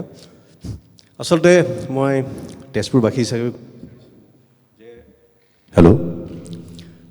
তেজপুৰবাসী হিচাপে আমি সঁচাই দুৰ্ভগীয়া যোৱা 2টা দশকত আমি এজন ভাল মানে ৰাজনৈতিক নেতা পোৱা নাই আৰু অলপ আমি পিছলৈ যাব লাগিব পিছলৈ যদি যাওঁ আমাৰ এই তেজপুৰ বিধানসভা সমষ্টিৰ পৰা আছিলে আমাৰ শিক্ষামন্ত্ৰী বৃন্দাবন গোস্বামী ডাঙৰীয়া এটা কাৰ্যকালৰ বাবে আছিলে উদ্যোগ মন্ত্ৰী হিচাপে বিজিত শইকীয়া ডাঙৰীয়া আৰু সেইখিনি সময়ত তেওঁলোকে অলপ কাম কৰিবলৈ সুবিধা পাইছিলে আৰু এতিয়া আপোনালোকে গম পাইছে যে নেতৃত্বৰ অভাৱত বহুবিলাক কাম হৈ নুঠে যেনেদৰে এই হজৰাপাৰৰ ষ্টেডিয়ামখন তেতিয়া বিজিত শইকীয়াই আৰম্ভ কৰিছিলে 1995 চনমানৰ পৰা আৰম্ভ কৰি আজি 20 বছৰ হৈ গ'ল ষ্টেডিয়ামখন আজিলৈকে সম্পূৰ্ণ হোৱা নাই 31 বছৰ ক্ষমা কৰিব 31 বছৰ 95 পৰা আৰম্ভণি যেতিয়াৰ পৰা আমি শুনিছিলোঁ তাৰ আগৰ পৰাই আছিলে কৈছিলে আমাৰ অচিনী দাই কৈছিলে হাফ পেণ্ট পিন্ধা দিনৰ পৰাই শুনি আছিলে আমি তেতিয়াৰ পৰা শুনি আছিলোঁ নেতৃত্বৰ অভাৱৰ কাৰণে আচলতে এইখিনি হোৱা নাই মই কোৱা নাই আমাৰ নেতাসকল বেয়া বুলি সৎ তেওঁলোক কিন্তু তেওঁলোকে কাম কৰিব পৰা সুবিধাটো পোৱা নাই কিহৰ কাৰণে পিছৰ কেইবাৰ যেতিয়া আমাৰ নেতাসকল আহিলে বৃন্দাবন গোস্বামী ডাঙৰীয়া আহিলে এতিয়া বিহুদী নেতা হ'ল এতিয়া বৰ্তমান আপোনালোকে গম পাইছে তেখেতেও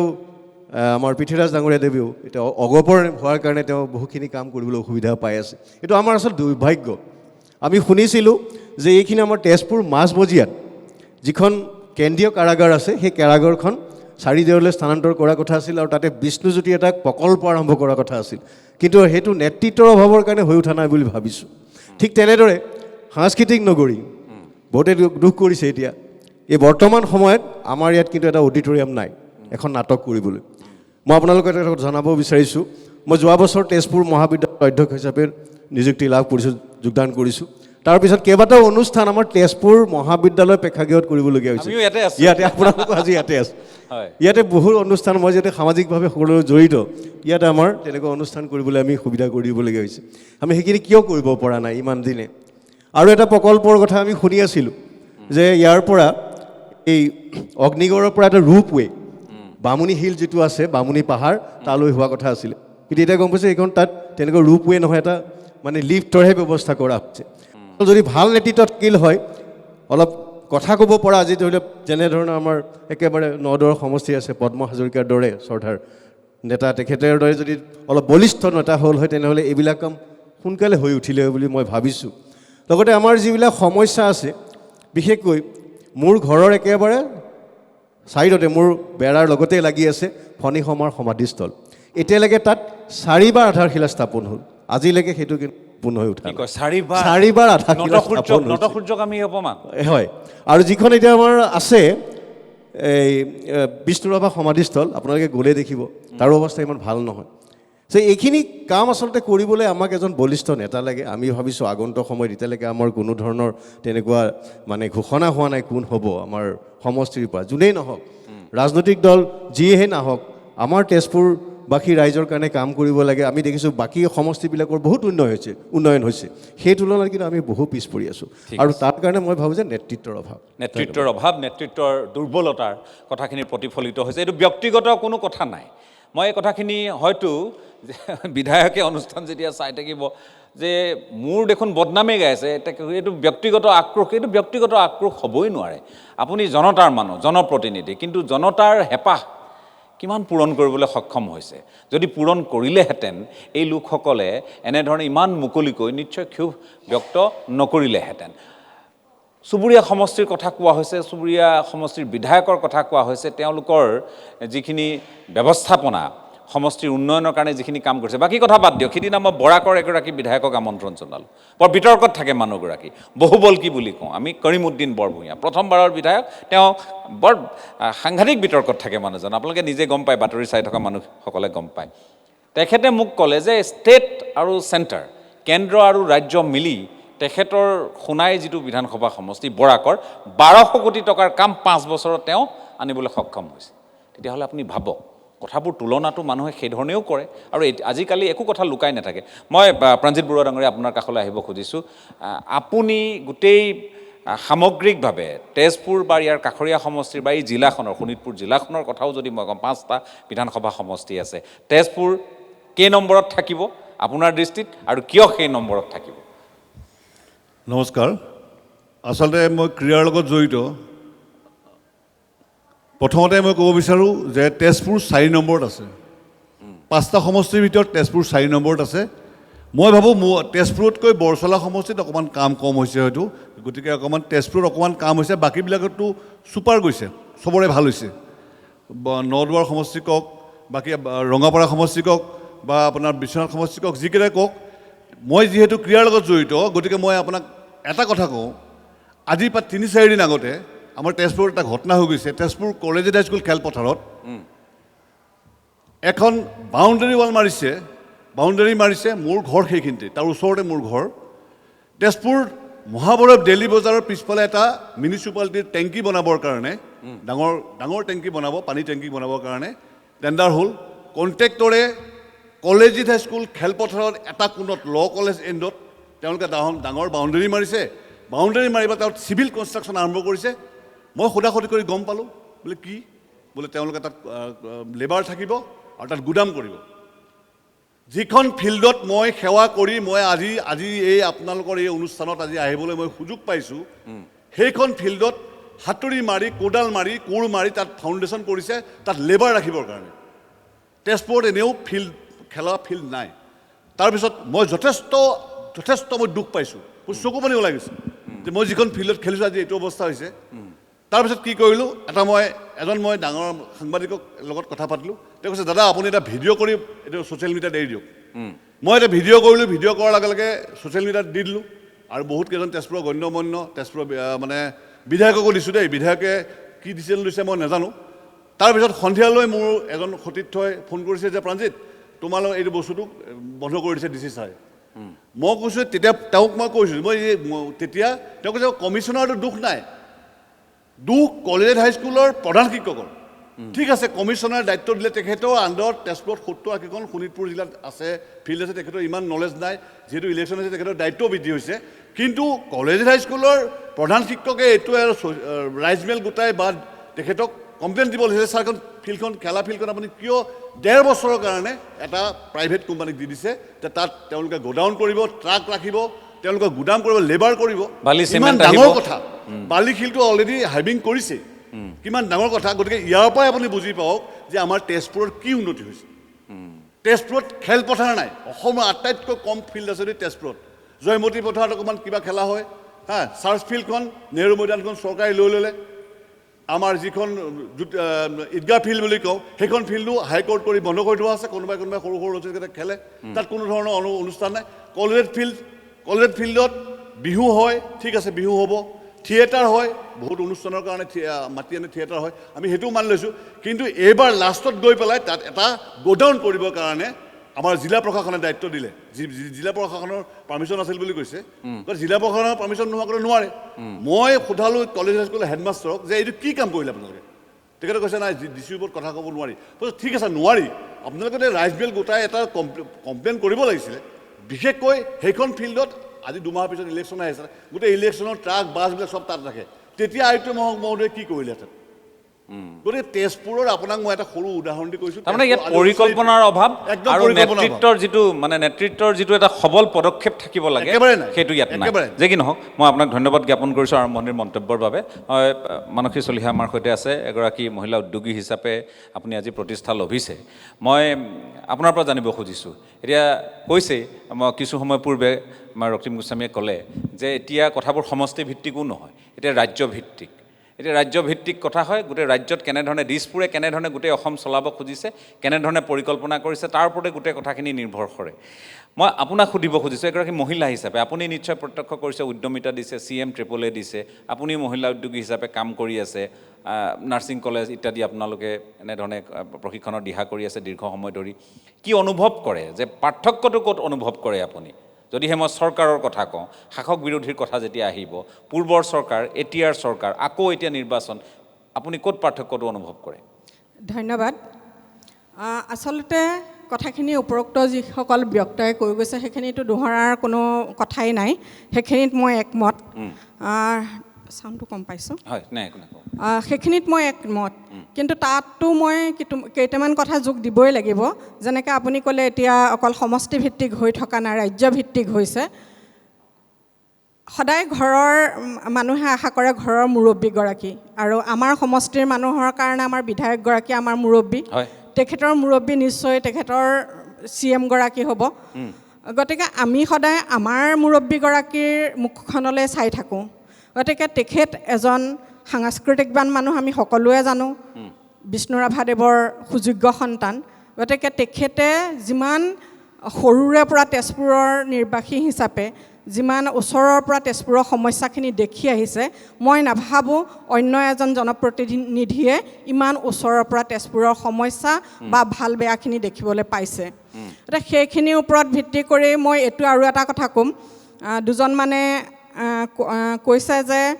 তেখেতৰ দলটো হয়তো বেলেগ দল হোৱাৰ কাৰণে শাসকৰ দলৰ লগত তেখেতৰ দলৰ মিল নাই, যাৰ কাৰণে তেখেতে কিছু কাম কৰিবলৈ অসুবিধা পাইছে। ভিতৰুৱা প্ৰতিযোগিতা এটা চলে, ভিতৰুৱা ক'ৰবাত তেখেতে এটা অসুবিধা ভোগ কৰি থকা যেন অনুভৱ হৈছে বাকীকেইজনৰ কথা মতে। মই সেইটোতো একেকোবে একমত হ'ব নোৱাৰোঁ।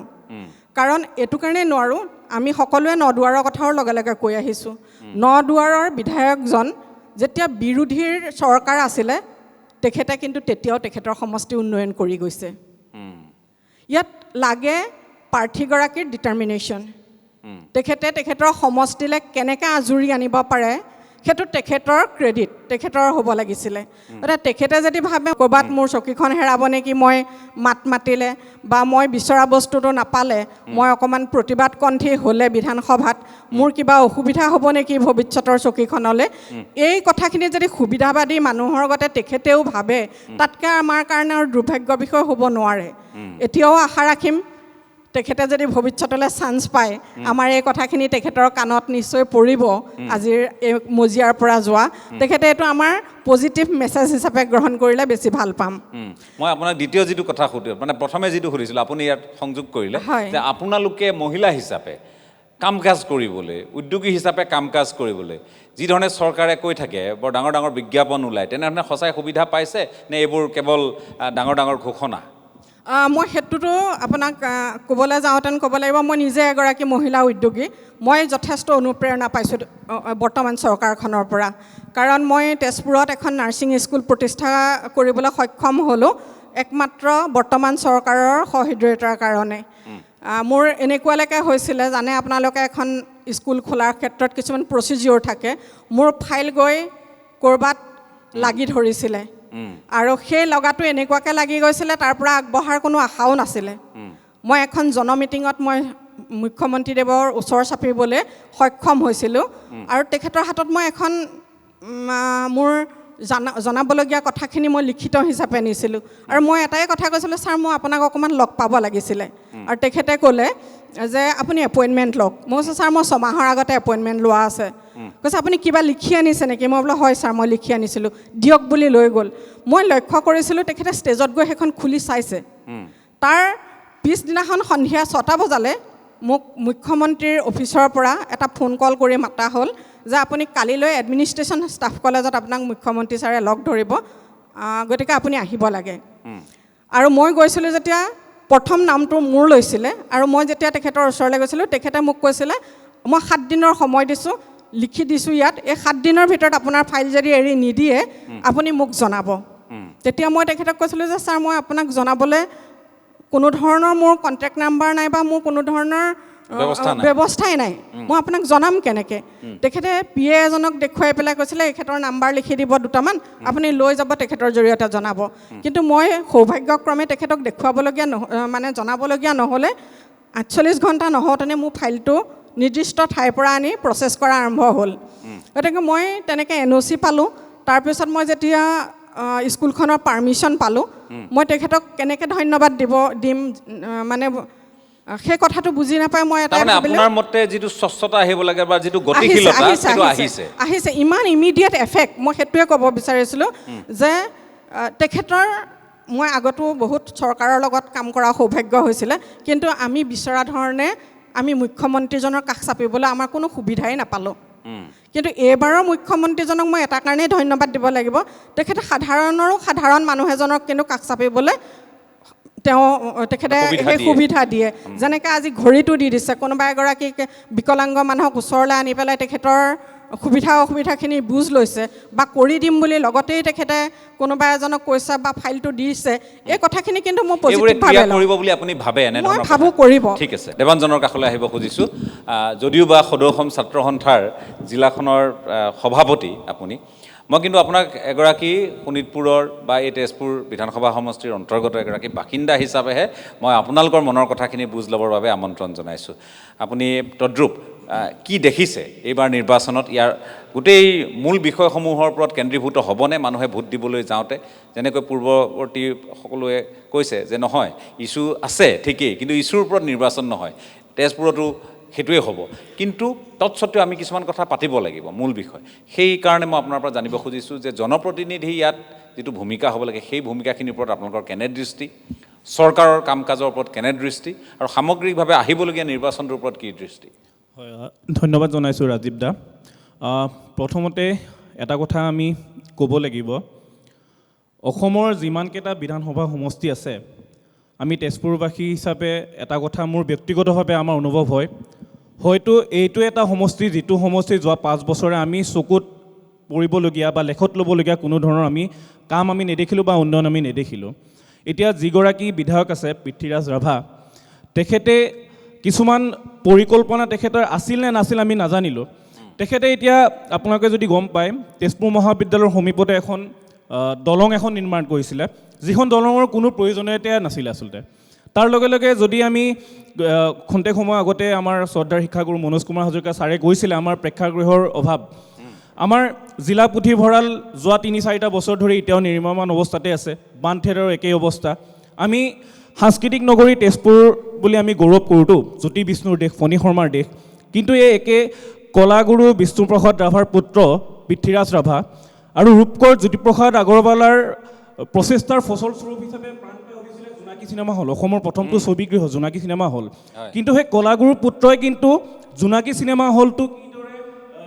সজাই পৰাই তুলিব, এতিয়া নিশেষ হৈ যোৱা এটা অৱস্থা, তেখেতে কোনো ধৰণৰ পদক্ষেপ হাতত নল'লে। তাৰ কাৰণে আমি সদৌ অসম ছাত্ৰ সন্থাৰ, আমি শোণিতপুৰ জিলা ছাত্ৰ সন্থা আমি নিজাববীয়াকৈ আমি পদক্ষেপ লৈছোঁ। ৰূপকৰৰ আমি পৰিয়ালৰ লগত আমি নিজাববীয়াকৈ আমি যোগাযোগ কৰিছোঁ, জনমত গঠন কৰা এটা আমি দিহা কৰিছোঁ। পৰৱৰ্তী সময়ত আমি কিদৰে আমি জোনাকী হলটো আমি আকৌ পুনৰ আমি প্ৰাণ দিয়াৰ কাৰণে এটা প্ৰচেষ্টা হাতত ল'ব পাৰোঁ। তাৰ লগে লগে ইয়াৰ আমাৰ তেজপুৰৰ কলিবাৰীত স্থিত যিটো আমাৰ ফণী শৰ্মাৰ স্মৃতি উদ্যান 2012 চনত আধাৰশিলা স্থাপন হ'ল। তাৰ পৰৱৰ্তী সময়ত সৰ্বানন্দ সোণোৱাল যেতিয়া মুখ্যমন্ত্ৰী আছিল, তেখেতে পুনৰ এই আধাৰশিলা স্থাপন কৰিলে, মুঠ 4বাৰকৈ আধাৰশিলা স্থাপন কৰিলে। তাৰ মাজতে আহি 1 কোটি টকা আবণ্টন কৰিছোঁ বুলি ৰাজহুৱাভাৱে ঘোষণাও কৰিলে। কিন্তু পৰিতাপৰ বিষয় এইটোৱেই, কলাগুৰুৰ পুত্ৰ বিষ্ণুপ্ৰসাদ ৰাভাৰ পুত্ৰ পৃথ্বীৰাজ ৰাভাই কিন্তু ফণী শৰ্মাকো সেই সন্মান প্ৰদৰ্শন কৰিবৰ কাৰণে তেখেতে সক্ষম নহ'ল। কাৰণ এই ফণী শৰ্মা, মই যিটো বুজি পাইছোঁ জনপ্ৰতিনিধি হিচাপে তাৰমানে প্ৰথমটো কাৰ্যকাল তেখেতৰ, আৰু তাৰ লগতে তেখেতে এগৰাকী অৱসৰপ্ৰাপ্ত আমোলাও আছিল, আৰু আটাইতকৈ ডাঙৰ কথাটো হ'ল তেখেতৰ যিটো পিতৃ পৰিচয়, এলাপেচা মানুহৰ সন্তান নহয়, তেখেত কলাগুৰু বিষ্ণুপ্ৰসাদ ৰাভাৰ তেখেতে আগস্থান এটা সদায় লগত লৈ আহিছে। হয়, তেখেতক আচলতে তেখেতে এখন সমাজ আগৰ পৰাই লৈ আহিছে আৰু কৰিবলগীয়া কাম বহুত আছিলে। এতিয়া খন্তেক সময় আগতে ক্ৰীড়াৰ ক্ষেত্ৰত যেতিয়া কথা কৈছিলে, ষ্টেডিয়ামৰ কথা, হজৰাপাৰৰ কথা, এইটো আচলতে সাধু কথা। হজৰাপাৰ কেতিয়া হ'ব আমি আচলতে এইটো এটা সাধু কথা বুলি আমি গম পাওঁ, কাৰণ আজি পৰ্যন্ত নিৰ্মাণ নহ'ল। মুকলি হোৱাৰ পূৰ্বতে হজৰাপাৰ ষ্টেডিয়ামৰ টাইলছ ফাটি গ'ল, ৱালত ফাট মেলিছে। গোটেই কি ধৰণৰ মানদণ্ডৰ সেই হজৰাপাৰ ষ্টেডিয়াম নিৰ্মাণ অৱস্থাত আছে, আমি আচলতে এই কথাই পাতিব লাগিব। তাৰ লগে লগে তেজপুৰবাসী ৰাইজৰ এটা দীৰ্ঘদিনীয়া দাবী আছিল, এটা সমস্যা আছিলে, মিছন চাৰিআলি উৰণীয়া সেতু। মিছন চাৰিআলি উৰণীয়া সেতু আজিৰ পৰা প্ৰায় 3-4 বছৰ হৈ গ'ল, এতিয়ালৈকে সম্পূৰ্ণ হৈ উঠা নাই। 3 দিন কাম চলিব, আকৌ 4 দিন বন্ধ হৈ যাব, 4 দিন কাম চলিব, আকৌ 5 দিন বন্ধ হ'ব। সৰ্বমুঠ আপোনাৰ যোৱা বছৰ প্ৰায় 6 মাহ কাম বন্ধ হৈ আছিলে, কোনো ধৰণৰ পৰিকল্পনা নাই। তাৰ লগে লগে আমি আৰু এটা কথা তেজপুৰবাসী হিচাপে আমি পাতিব লাগিব, ইয়াত ব্যৱসায়খিনিৰ কথা কোনে ভাবিব? তেজপুৰৰ যিটো ব্যৱসায় বা যিটো বিজনেছ চিনেৰিঅ' বৰ্তমান আমি দেখিবলৈ পাইছোঁ, আমি যেতিয়া আমি ব্যৱসায়সকলৰ লগত যেতিয়া আমি বাৰ্তালাপ কৰোঁ, তেওঁলোকে মূৰে কপালে আমাক হাত দি পেলাই কথা কিছুমান কয়। এতিয়া আমি যদি গুৱাহাটীলৈ ব্যৱসায়সকলে যদি কিবা বস্তু আনিবলৈ যায় গুৱাহাটীৰ পৰা, 3খনকৈ টোল গেটেৰে পাৰ হৈ যাব লাগিব, যাৰ কাৰণে পুনৰ মূল্য বৃদ্ধি হৈছে। এতিয়া ডেকাৰগাঁৱলৈ যদি ৰেল ষ্টেচনলৈ যদি যায়, টেম্পোৰ ভাড়া 300 টকালৈ বৃদ্ধি হৈছে, গতিকে তাৰ কাৰণে আকৌ পুনৰ মূল্য বৃদ্ধি হৈছে। আমাৰ এই মাধমাৰটো খাবগৈ জনতাই, মানে ক্ৰেতাই। জনতাই। তাৰ লগতে আমাৰ তেজপুৰত বিমান বন্দৰ যিটো হ'বলগীয়া আছিলে, এতিয়ালৈকে নিৰ্মাণ হৈ উঠা নাই গতিকে তেনেধৰণৰ কাৰণে আমাৰ ব্যৱসায়ীসকলেও আচলতে মাধমাৰ খাবলগীয়া হৈছে আৰু আমাৰ তেজপুৰৰ যিটো বিজনেছ চিনৰ আছিলে অৰুণাচলী গ্ৰাহকৰ ওপৰত নিৰ্ভৰশীল হৈ আছিলে খালেকটাং হৈ যেতিয়া নতুনকৈ ৰাস্তা উলিয়াই দিয়া হ'ল তাৰপাছত অৰুণাচলীসকল ইয়াতে নহা হ'ল এই তেজপুৰৰ ব্যৱসায়ীসকলে আগন্তুক দিনত কি ধৰণে তেওঁলোকে নিজকে প্ৰতিষ্ঠা কৰিব ব্যৱসায়িক ক্ষেত্ৰত সেই ব্যৱসায়ী সমাজক লৈও পৰিকল্পনা নাই সেই কথাও পৰিকল্পনা এই ইয়াৰে জনপ্ৰতিনিধিগৰাকীয়ে পাতিব লাগিব ঠিক আছে গতিকে এইখিনি হয় আৰু দুটা কথা ক'ব লাগিব মই আপোনালোকে যিহেতু সুবিধাকণ প্ৰদান কৰিছে এইখন চৰকাৰে নিশ্চিতভাৱে চাকৰিৰ ক্ষেত্ৰত পদক্ষেপ গ্ৰহণ কৰিছে আদৰণি জনাইছোঁ 1.5 লাখ নিবনুৱা যুৱক যুৱতীক সংস্থাপনৰ বাট মুকলিয়াই দিছে আদৰণীয় পদক্ষেপ কিন্তু এইখন অসমতে 25 লাখৰো অধিক শিক্ষিত নিবনুৱা যুৱক যুৱতী আছে সেইসকল যুৱক যুৱতীক বা সেইসকল ছাত্ৰ ছাত্ৰী আৰু তাৰে এটা বৃহৎ অংশ তেজপুৰতো আছে তেওঁলোকৰ ক'ত প্ৰতিষ্ঠা হ'ব বা তেওঁলোকে চাকৰি বাকৰিৰ ক্ষেত্ৰত কেনেধৰণৰ ৰোডমেপ তৈয়াৰ কৰিছে কোনো এটা ৰাজনৈতিক দলে কিন্তু এতিয়ালৈকে কথাখিনি কোৱা নাই গতিকে সামগ্ৰিক ক্ষেত্ৰত যদি আমি ক'বলৈ যাওঁ এই গোটেই বস্তু এটা সুস্থ পৰিকল্পনাৰ প্ৰয়োজন কেৱল মাত্ৰ হিতাধিকাৰী ৰাজনীতি আঁচনিৰ ৰাজনীতি কৰি থাকিলে নহ'ব হিতাধিকাৰী সৃষ্টিৰ নামত স্বত্বাধিকাৰী হোৱা বহুতে সপোন বাদেই দিছে আৰু হিতাধিকাৰী ৰাজনীতি আঁচনিৰ ৰাজনীতি কৰি থকাৰ সময়ত এটা কথা সকলোৱে জনাটো দৰকাৰ চৰকাৰখনে এই বিজেপি নেতৃত্বাধীন চৰকাৰখনে যোৱা 10 বছৰত প্ৰায় 2 লাখ কোটি টকা ঋণ ল'বলগীয়া হৈছে আৰু মুখ্যমন্ত্ৰী হিমন্ত বিশ্ব শৰ্মাৰ নেতৃত্বাধীন চৰকাৰখনে প্ৰায় 90,000 কোটি টকা ঋণ ল'বলগীয়া হৈছে কেৱল মাত্ৰ হিতাধিকাৰী সৃষ্টিৰ নামত আঁচনিৰ ৰাজনীতিৰ নামত ঠিক আছে মই আপোনাক ধন্যবাদ জনাইছোঁ আপোনাৰ পৰা মই বাস্তৱৰ কাষলৈ আহিব খুজিছোঁ বাস্তৱ গোটেই মই যদি কওঁ এই গোটেই বিষয়বস্তুবোৰ ৰাজনৈতিক আহি আছে নিৰ্বাচন আমি পাতি আছোঁ কিন্তু প্ৰজন্মৰ প্ৰতিনিধি হিচাপে আজিৰ প্ৰজন্মৰ যদি প্ৰতিনিধি হিচাপে মই আপোনাক সুধোঁ আপোনালোকে কেনেধৰণে গোটেই কথাখিনি অৱলোকন কৰিছে নিৰ্বাচনটোৰ সন্মুখত জনপ্ৰতিনিধিৰ কথা ওলাইছে চৰকাৰৰ কথা ওলাইছে ঋণৰ কথা আহিছে হিতাধিকাৰীৰ কথা আহিছে ছাত্ৰ ছাত্ৰীসকলৰ বাবে ভিন্ন ধৰণৰ আঁচনিৰ কথা আহিছে মহিলাসকলৰ প্ৰসংগ আহিছে জাতি মাটি ভেটি ৰক্ষাৰ প্ৰথম শ্লোগান আছিল তেনেধৰণে এতিয়া উচ্ছেদ চলিছে বেদখল ভিন্ন ঠাইত হৈ আছিল তাৰ পৰা উচ্ছেদ আৰম্ভ হৈছে গোটেই পৰিক্ৰমাটোক এই 5 বছৰীয়া পৰিক্ৰমাটোৰ লগত যদি কওঁ তাৰ পূৰ্বৰ 5 বছৰ যুগ যদি আমি দিওঁ 10 বছৰ কি দেখিছে আপোনালোকে আৰু অনাগত সময়ত কি আশা কৰে হয় ধন্যবাদ মই যেহেতু তেজপুৰ সমষ্টিৰ হয় সো প্ৰথমতে মই তেজপুৰ সমষ্টিৰ কথাই ক'ম প্ৰায় 5-6 বছৰৰ পৰা আমি দেখি আছোঁ তেজপুৰ সমষ্টিৰ আপোনাৰ 5-6 বছৰৰ আগত ক্লিনিয়েষ্ট চিট মানে চবতছে চাফা থকা এখন চিটি আছিলে কিন্তু এতিয়া যদি আহোঁ 5-6 বছৰৰ পৰা আমি দেখিব পাৰিছোঁ যে যিটো সেই টেগটো যে অসমৰ চবতছে চাফা চিটি বা ইণ্ডিয়াৰ ক'ব গ'লে চবতছে চাফা চিটি এতিয়া সেই পৰিষ্কাৰ চহৰ কিন্তু সেইটো এতিয়া ইণ্ডোৰ আছে ইণ্ডোৰ চহৰখন যে তাত আছে তো সেইখিনি কথা চৰকাৰে মানে বৰ্তমানৰ যিখন চৰকাৰ সেই চৰকাৰখনে অধিক গুৰুত্ব দি চাব লাগিব কাৰণ চাওক তেখেতসকলে এখন চৰকাৰৰ ওপৰত দায়িত্ব আহিব যে কেনেকৈ নিজৰ মানুহখিনিক কেনেকৈ নিজৰ মানুহখিনিক একত্ৰিত কৰি ৰাখে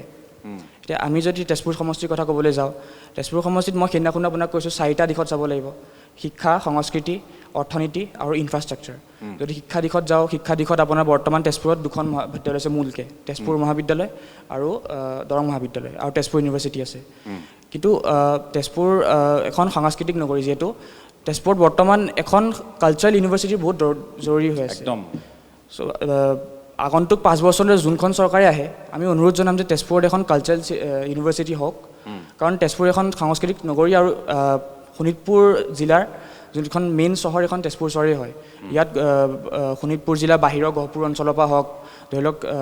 শোণিতপুৰ জিলাৰ ঢেকীয়াজুলি হওক ৰঙাপৰা হওক সকলোৰ পৰা আহি পেলাই ইয়াত ষ্টুডেণ্টছ আহি পেলাই পঢ়ে আৰু আমি এজন কি বুলি নৱপ্ৰজন্মৰ প্ৰতিনিধি হিচাপে মই এটা কথাই বিচাৰোঁ যে বৰ্তমানৰ যিখন চৰকাৰ হওক বা যোনেই চৰকাৰ হওক যাতে নিজৰ জাতিটোৰ কথা ভাবক জাতিটোৰ কি কয় কল্যাণৰ কথা ভাবক যিখিনি নিবনুৱা সমস্যা ইতিমধ্যে 1.5 লাখ চাকৰি দিছে আৰু হয়তো চাগে পিছত এতিয়া যিহেতু জাগিৰোডৰ ছেমি কণ্ডাক্টৰ প্লেন আহি আছে আপুনি যুৱ প্ৰজন্মৰ এগৰাকী প্ৰতিনিধি হিচাপে এই যে নিযুক্তিৰ স্বচ্ছতাটোক লৈ হয় এইটোক লৈ আপুনি আশাবাদী নে যে এই ক্ষেত্ৰত পৰৱৰ্তী সময়ত চৰকাৰৰ মূল্যায়ন হ'ব, এইটো বিষয়ৰ ওপৰত শাসক পক্ষৰ ওপৰত মূল্যায়ন হ'ব আৰু তেওঁলোকে নিৰ্বাচনী বৈতৰণি যেতিয়া পাৰ হোৱাৰ গোটেই পৰিক্ৰমাটো আৰম্ভ হ'ব, অৰ্থাৎ ভোট যেতিয়া মানুহে দিবলৈ যাব, আজিৰ প্ৰজন্মৰ ছাত্ৰ ছাত্ৰীসকলে বা তেওঁলোকৰ অভিভাৱকসকলে এই বিষয়টোৰ ওপৰত গুৰুত্ব দিব।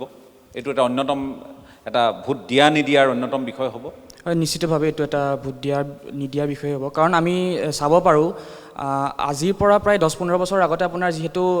চাকৰি দিবলৈ প্ৰায় 10-15 লাখ টকা দিব লাগে, তেতিয়াহে চাকৰি পায়। আমি APSC কেলেংকাৰী দেখিছিলোঁ, এইখিনি ইমান মানে পইচা দিলেহে চাকৰি পায়। কিন্তু আজিকালি চাকৰিৰ দিনত যদি যায়, আপুনি চাব পাৰে ADRE যিখিনি চাকৰি যাব পাৰে, বহুত নিকাকৈ হৈ গৈছে চাকৰিখিনি। এইটো এটা মানে ভাল ইছ্যু হ'ব পাৰে যে ভোট দিবলৈ। ঠিক আছে, মই ধন্যবাদ জ্ঞাপন কৰিছোঁ। মই এটা বিৰতি পুনৰ ল'ব লাগিব আৰু শেষ অংশলৈ এই বিৰতিৰ পাছতে আহি আছোঁ।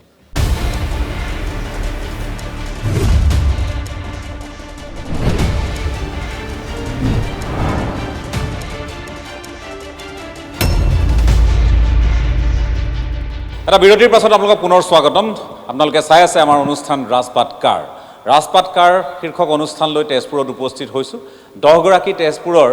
আমি ভিন্ন প্ৰজন্মৰ, কেইবাটাও প্ৰজন্মৰ প্ৰতিনিধিৰ সৈতে আমি কথা পাতিছোঁ। আমি মহিলাসকলক প্ৰতিনিধিত্ব কৰা আলোচকো আমি আমন্ত্ৰণ জনাইছোঁ, যুৱ প্ৰজন্মক প্ৰতিনিধিত্ব কৰা আলোচককো আমি আমন্ত্ৰণ জনাইছোঁ আৰু আমি আমন্ত্ৰণ জনাইছোঁ তেজপুৰৰ সমাজ জীৱনৰ সৈতে, ইয়াৰ গোটেই ৰাজনৈতিক গোটেই ব্যৱস্থাপনাটোৰ সৈতে তেওঁলোকে ভিন্ন ধৰণে জড়িত হৈ থকা, সামাজিক সাংস্কৃতিক সকলো ক্ষেত্ৰত যিসকলে মূল ভূমিকা লয়, সেই ব্যক্তিসকলকে মূলতঃ আমন্ত্ৰণ জনাইছোঁ আৰু তেওঁলোকে মনৰ যিখিনি কথা সেইখিনি কৈছে। সামৰণিৰ মন্তব্য ল'ব খুজিছোঁ। প্ৰাণজিৎ বৰুৱা ডাঙৰীয়া, আপোনাৰ কাষলৈ আহিছোঁ। সামৰণিত কি ক'ব আজিৰ অনুষ্ঠানত? মই যথেষ্ট আশাবাদী এই চৰকাৰৰ কৰ্মত আৰু চৰকাৰক মই অনুৰোধ কৰিছোঁ। তাৰমানে আপোনাৰ মতে চৰকাৰ বিজেপিৰ আহিব? মইতো দেখিছোঁ, আহিব লাগে। কাৰণ কি বুলি ভাবে? বিৰোধী একদম স্থিতি নাই, বিৰোধী একদম দুৰ্বল। কাৰণ বিৰোধীটো যেতিয়া সবল হ'ব, তেতিয়া গণতন্ত্ৰৰ কাৰণে এটা ভাল ইতিবাচক মানে বাৰ্তা হয়। কিন্তু ইয়াৰ বিৰোধীটো মই একো মানে ভাল দেখা নাই। অখিল গগৈকে ক'ব বা গৌৰৱ গগৈ কওক, যাৰ মই নাম ধৰি ক'ব বিচৰা নাই, কিন্তু মই আশা কৰিছোঁ যে অহাবাৰ বিজেপি চৰকাৰে আহিব আৰু মই যিজন নেত্ৰী হ'ব, নেত্ৰীজনক মই অনুৰোধ কৰিছোঁ এজন তেজপুৰৰ বাসিন্দা হিচাপে, যাতে এই 5 বছৰত কি হ'ল নহ'ল, কি হিচাপ নিকাচ আমি সকলো পাহৰি গৈছোঁ। ভৱিষ্যতৰ 5 বছৰ যাতে তেজপুৰক এখন মানে উন্নত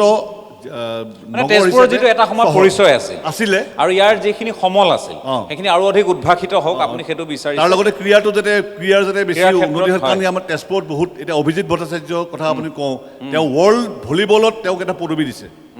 ৰ'দালি বৰুৱাৰ আপুনি চাওক, তেজপুৰত বহুত তেনেকুৱা ক্ৰীড়া মানে আছে, খেলুৱৈ আছে। গতিকে আমি চৰকাৰক টানি অনুৰোধ কৰিছোঁ, যিখিনি ইনফ্ৰাষ্ট্ৰাকচাৰ স্পৰ্টছত আছে তাৰ লগতে যাতে আকৌ আৰু কিবা আগবঢ়াই নিয়ে, তাৰ বাবে মই এই ভৱিষ্যতৰ চৰকাৰখনৰ আশাবাদী। ঠিক আছে, মই ডক্টৰ মনোজ হাজৰিকা ডাঙৰীয়া আপোনাৰ কাষলৈ আহিব খুজিছোঁ। সামৰণি মন্তব্য আপোনাৰ পৰাও। সামৰণি মন্তব্য দিয়াৰ লগতে মই এজন মানে শিক্ষা ক্ষেত্ৰৰ লগত জড়িত ব্যক্তি হিচাপে এটা কথা জনাব বিচাৰিছোঁ। কেইবাজনেও কৈছে আমাৰ শিক্ষা অনুষ্ঠানৰ কথা তেজপুৰত 3খনকৈ মানে মহাবিদ্যালয় আছে আৰু এতিয়া এখন মডেল কলেজ বালিপাৰাটো খুলিছে আৰু এতিয়া ৰাস্তাটো হোৱাৰ পৰা আমাৰ THB যিখন কলেজ ত্যাগবীৰ হেমবৰুৱা মহাবিদ্যালয় আছে, সেইখন ওচৰতে হৈছে এতিয়া। মই এটা কথা উপলব্ধি কৰিছোঁ, মহাবিদ্যালয়ৰ লগতে ইয়াতে এটা দক্ষতা বিকাশৰ কেন্দ্ৰ, স্কিল হাব টাইপ খুলিব লাগিছিল। কাৰণ আমাৰ যিটো ড্ৰপ আউট ৰেচিঅ'টো খুব বেছি, যাতে তেওঁলোকে তাত গৈ পেলাই তেওঁলোকে কাৰিকৰী দিশত শিক্ষা লাভ কৰি তেওঁলোকে সংস্থাপন লাভ কৰিব পাৰে বা নিজৰ ভৰিৰ ওপৰত থিয় হ'ব পাৰে। আৰু এজন তেজপুৰীয়া হিচাপে মই আশাবাদী যে আগন্তুক সময়ত যাৰে চৰকাৰ নহওক, যোনেই চৰকাৰ গঠন নকৰক কিয়, আমাৰ যাতে নেতাজন মানে বলিষ্ঠ, আমি এজন নেতা, তেজপুৰৰ লগত জড়িত। কাৰণ কথাটোকে কৈছোঁ যে তেজপুৰীয়া ৰাইজে যাতে বলিষ্ঠ বিলাক মানে অসুবিধা দূৰ কৰিব পাৰে। আৰু আগৰ পৰাই যিহেতু তেজপুৰ এখন পৰিষ্কাৰ হিচাপে অসমৰ ভিতৰতে নহয় গোটেই ভাৰতবৰ্ষতে জনা, সেইটো যাতে আমাৰ যিবোৰ নলা নৰ্দমা আছে, হোলা আছে, সেইবোৰ পুতি তাত কিছুমান গৃহ নিৰ্মাণ হৈছে। মই ভাবিছোঁ যেনেদৰে এভিকশ্যন চলাইছে আমাৰ বৰ্তমানৰ চৰকাৰখনে, পৰৱৰ্তী সময়ত যিখন চৰকাৰ আহিব তেনেকুৱা বলক মানে তেজপুৰকো কৰিব পাৰি, তেনেকৈ যাতে সেই নলা নৰ্দমাবিলাক কৃত্ৰিম বানপানীৰ সমস্যাই কেতিয়াও দেখা নিদিয়ে, এইখিনিকে আশা কৰিছোঁ। বহুত বহুত ধন্যবাদ আপোনাক। মই মানসী চলিহা আপোনাৰ কাষলৈ আহিব গৈছোঁ। সামৰণিত আপুনি কি ক'ব খুজিব, নিৰ্বাচন যিহেতু সন্মুখত? হয়, নিৰ্বাচন সমাগত বিৰোধীয়ে তাৰ ফাইদাটো উঠাব জনা নাই তেজপুৰত চবতছে দুখৰ বিষয় এখন শিক্ষিত মানে নগৰী বুলি বা পৰিষ্কাৰ নগৰী আৰু কালচাৰেলিষ্ট এখন মানে এষ্টাব্লিছ নগৰী হিচাপে আমাৰ দুৰ্ভাগ্য আমি আজিলৈকে ভাল এজন জনপ্ৰতিনিধি নাপালোঁ সেয়া বিধানসভাতেই হওক বা লোকসভাতেই হওক বিগত দিনৰো আমাৰ অভিজ্ঞতাই কয় উদূৰ ভৱিষ্যতে আমাৰ ভাগ্যলৈ কি লিখা আছে নাজানো আমি আশাবাদী আশাৰ ওপৰতে মানুহ জীয়াই থাকে আৰু চৰকাৰী পৰিকল্পনা থাকে আঁচনি থাকে সেই আঁচনিখিনিৰ গ্ৰাউণ্ড লেভেলত কিমান দূৰ মানে ৰূপায়িত হৈছে সেইটো লোকেল যিজন আমাৰ স্থানীয় বিধায়ক তেখেতৰ ওপৰত বহুত নিৰ্ভৰ কৰে আৰু আমাৰ ছাৰে কোৱাৰ আগতে আমাক স্কিল ডেভেলপমেণ্টৰ অনুষ্ঠান লাগে তেজপুৰত কিন্তু মোৰতো স্কিল ডেভেলপমেণ্টৰ নিচিনাই পৰে যিহেতু আমি নাৰ্ছিং ছেক্টৰত কাম কৰি আছোঁ ANM আৰু GNM লগতে আমাৰ ITI এখনো আছে আৰু মই নিজেও এসময়ত স্কিল ডেভেলপমেণ্টৰ ওপৰত কাম কৰিছিলোঁ চৰকাৰৰ আঁচনিত NCVT নেশ্যনেল স্কিল ডেভেলপমেণ্ট আছিলে আৰু অসম স্কিল ডেভেলপমেণ্টো আছে কিন্তু মানুহে সেই আঁচনিখিনি হয়তো বিচাৰি উলিয়াই তাৰ সুপ্ৰয়োগ কৰিব জনা নাই সেইটো মই ক'ম আৰু তেজপুৰৰ সমস্যাৰ ভিতৰত তেখেতসকলে কোৱাৰ কথা আমাৰ এখন clean city green city pollution free city আজি মই আহোঁতে দেখিছোঁ মানে যেতিয়া কলীয়া ভোমোৰা পাৰ হৈছোঁ গোটেই ধূলিৰে আবৃত হয় আপুনি পৰিষ্কাৰ চহৰৰ ভাৰতৰ আটাইতকৈ পৰিষ্কাৰ চহৰৰ এটা সময়ত খিতাপ অৰ্জন কৰা আপুনি নোৱাৰে ক'ব আপুনি কোনোবা দিনা এনেকুৱা আহিব মোৰ দুখ লাগে ক'বলৈ ময়ো মই এগৰাকী অসমীয়া তাৰ পাছত মই ক'ত থাকোঁ কোন জিলাৰ সেইটো পিছৰ কথা মোৰ অসমৰ এটা আটাইতকৈ পৰিচিত এটা খিতাপপ্ৰাপ্ত অঞ্চল আজি ধূলিময় হৈ আছে আৰু আটাইতকৈ লেতেৰা আপোনাৰ চহৰলৈ পৰ্যবেক্ষিত যাতে নহওঁ সেই কথাখিনি নিশ্চয় আপুনি মই সকলোৱে অনুভৱ কৰোঁ ছাৰে কোৱাৰ কথা আমাৰ নলা নৰ্দমাবিলাক বন্ধ কৰি মানুহে কোনো ধৰণৰ আঁচনি বহিঃবিতৰভাৱে ঘৰবিলাক বনাবলৈ আৰম্ভ কৰিছে যাৰ কাৰণে আজি যোৱা দুটা বছৰ আগৰ পৰা কৃত্ৰিম বানপানী ঠায়ে ঠায়ে হৈছে ৰাস্তা ঘাটবিলাকত মই থকা এলেকাটোতো কৃত্ৰিম বানপানীৰ কাৰণে আপুনি ইভিনিং ৱাক মৰ্ণিং ৱাক কৰিব নোৱাৰে ভালদৰে বৰষুণ আহিলে এসপ্তাহ 10 দিনলৈ একাঠু পানীৰ ওপৰতে মানুহ অহা যোৱা কৰিবলগীয়া হৈছে স্কুলৰ ছাত্ৰ ছাত্ৰীসকলৰ দুৰ্দশা আহিছে আমি ভাবোঁ অনাগত দিনবিলাকত যিজনেই জনপ্ৰতিনিধি নাহক যোন চৰকাৰেই নাহক এইবোৰ যাতে লাঘৱ হয় ঠিক আছে হাইলাইট কৰে যেন আৰু তেতিয়াহে আমাৰ তেজপুৰবাসীৰ ভোট পাবলৈ হ'লে কিন্তু অকল শ্লোগানেৰে নাপায় কাম কৰি দেখুৱাব লাগিব শ্লোগান নহয় বা নামত নহয় কামত হ'ব লাগিব মই ধন্যবাদ জনাইছোঁ তেনেকুৱা জনপ্ৰতিনিধিৰ লগত সদায় থাকিম থাকিম হয় মই দেৱাঞ্জনৰ কাষলৈ সামৰণি মন্তব্য খুব চমুকৈ হয় শেষলৈকে আহিছোঁ যিহেতু এটাই আমি আশা কৰিছোঁ অনুৰোধ জনাইছোঁ চৰকাৰ যাৰে নহওক কিয় আমি তেজপুৰবাসী হিচাপে বা আমি যুৱ প্ৰতিনিধি হিচাপে আমি এটা কথা আশা কৰিছোঁ তেজপুৰৰ যিগৰাকী পৰৱৰ্তী বিধায়ক হ'ব বিধানসভাত যাতে তেওঁ ৰাজহাড় পূৰণ কৰি মেৰুদণ্ড পূৰণ কৰি যাতে তেজপুৰৰ যিসমূহ মৌলিক সমস্যা আছে সেই মৌলিক সমস্যাৰ ওপৰত দল নীতিৰ নিৰ্বিশেষে তেখেতে যাতে তেজপুৰৰ এই মৌলিক সমস্যাৰ ওপৰত যাতে মাত মাতে সেই মাত মতাৰ যাতে সাহস প্ৰদৰ্শন কৰে তাৰ লগে লগে অসমৰ যি জাতীয় জীৱনৰ যিসমূহ মৌলিক সমস্যা সেয়া বাংলাদেশী সমস্যাই হওক ভাৰত বাংলা বৰ্ডাৰ চিলৰ কথাই হওক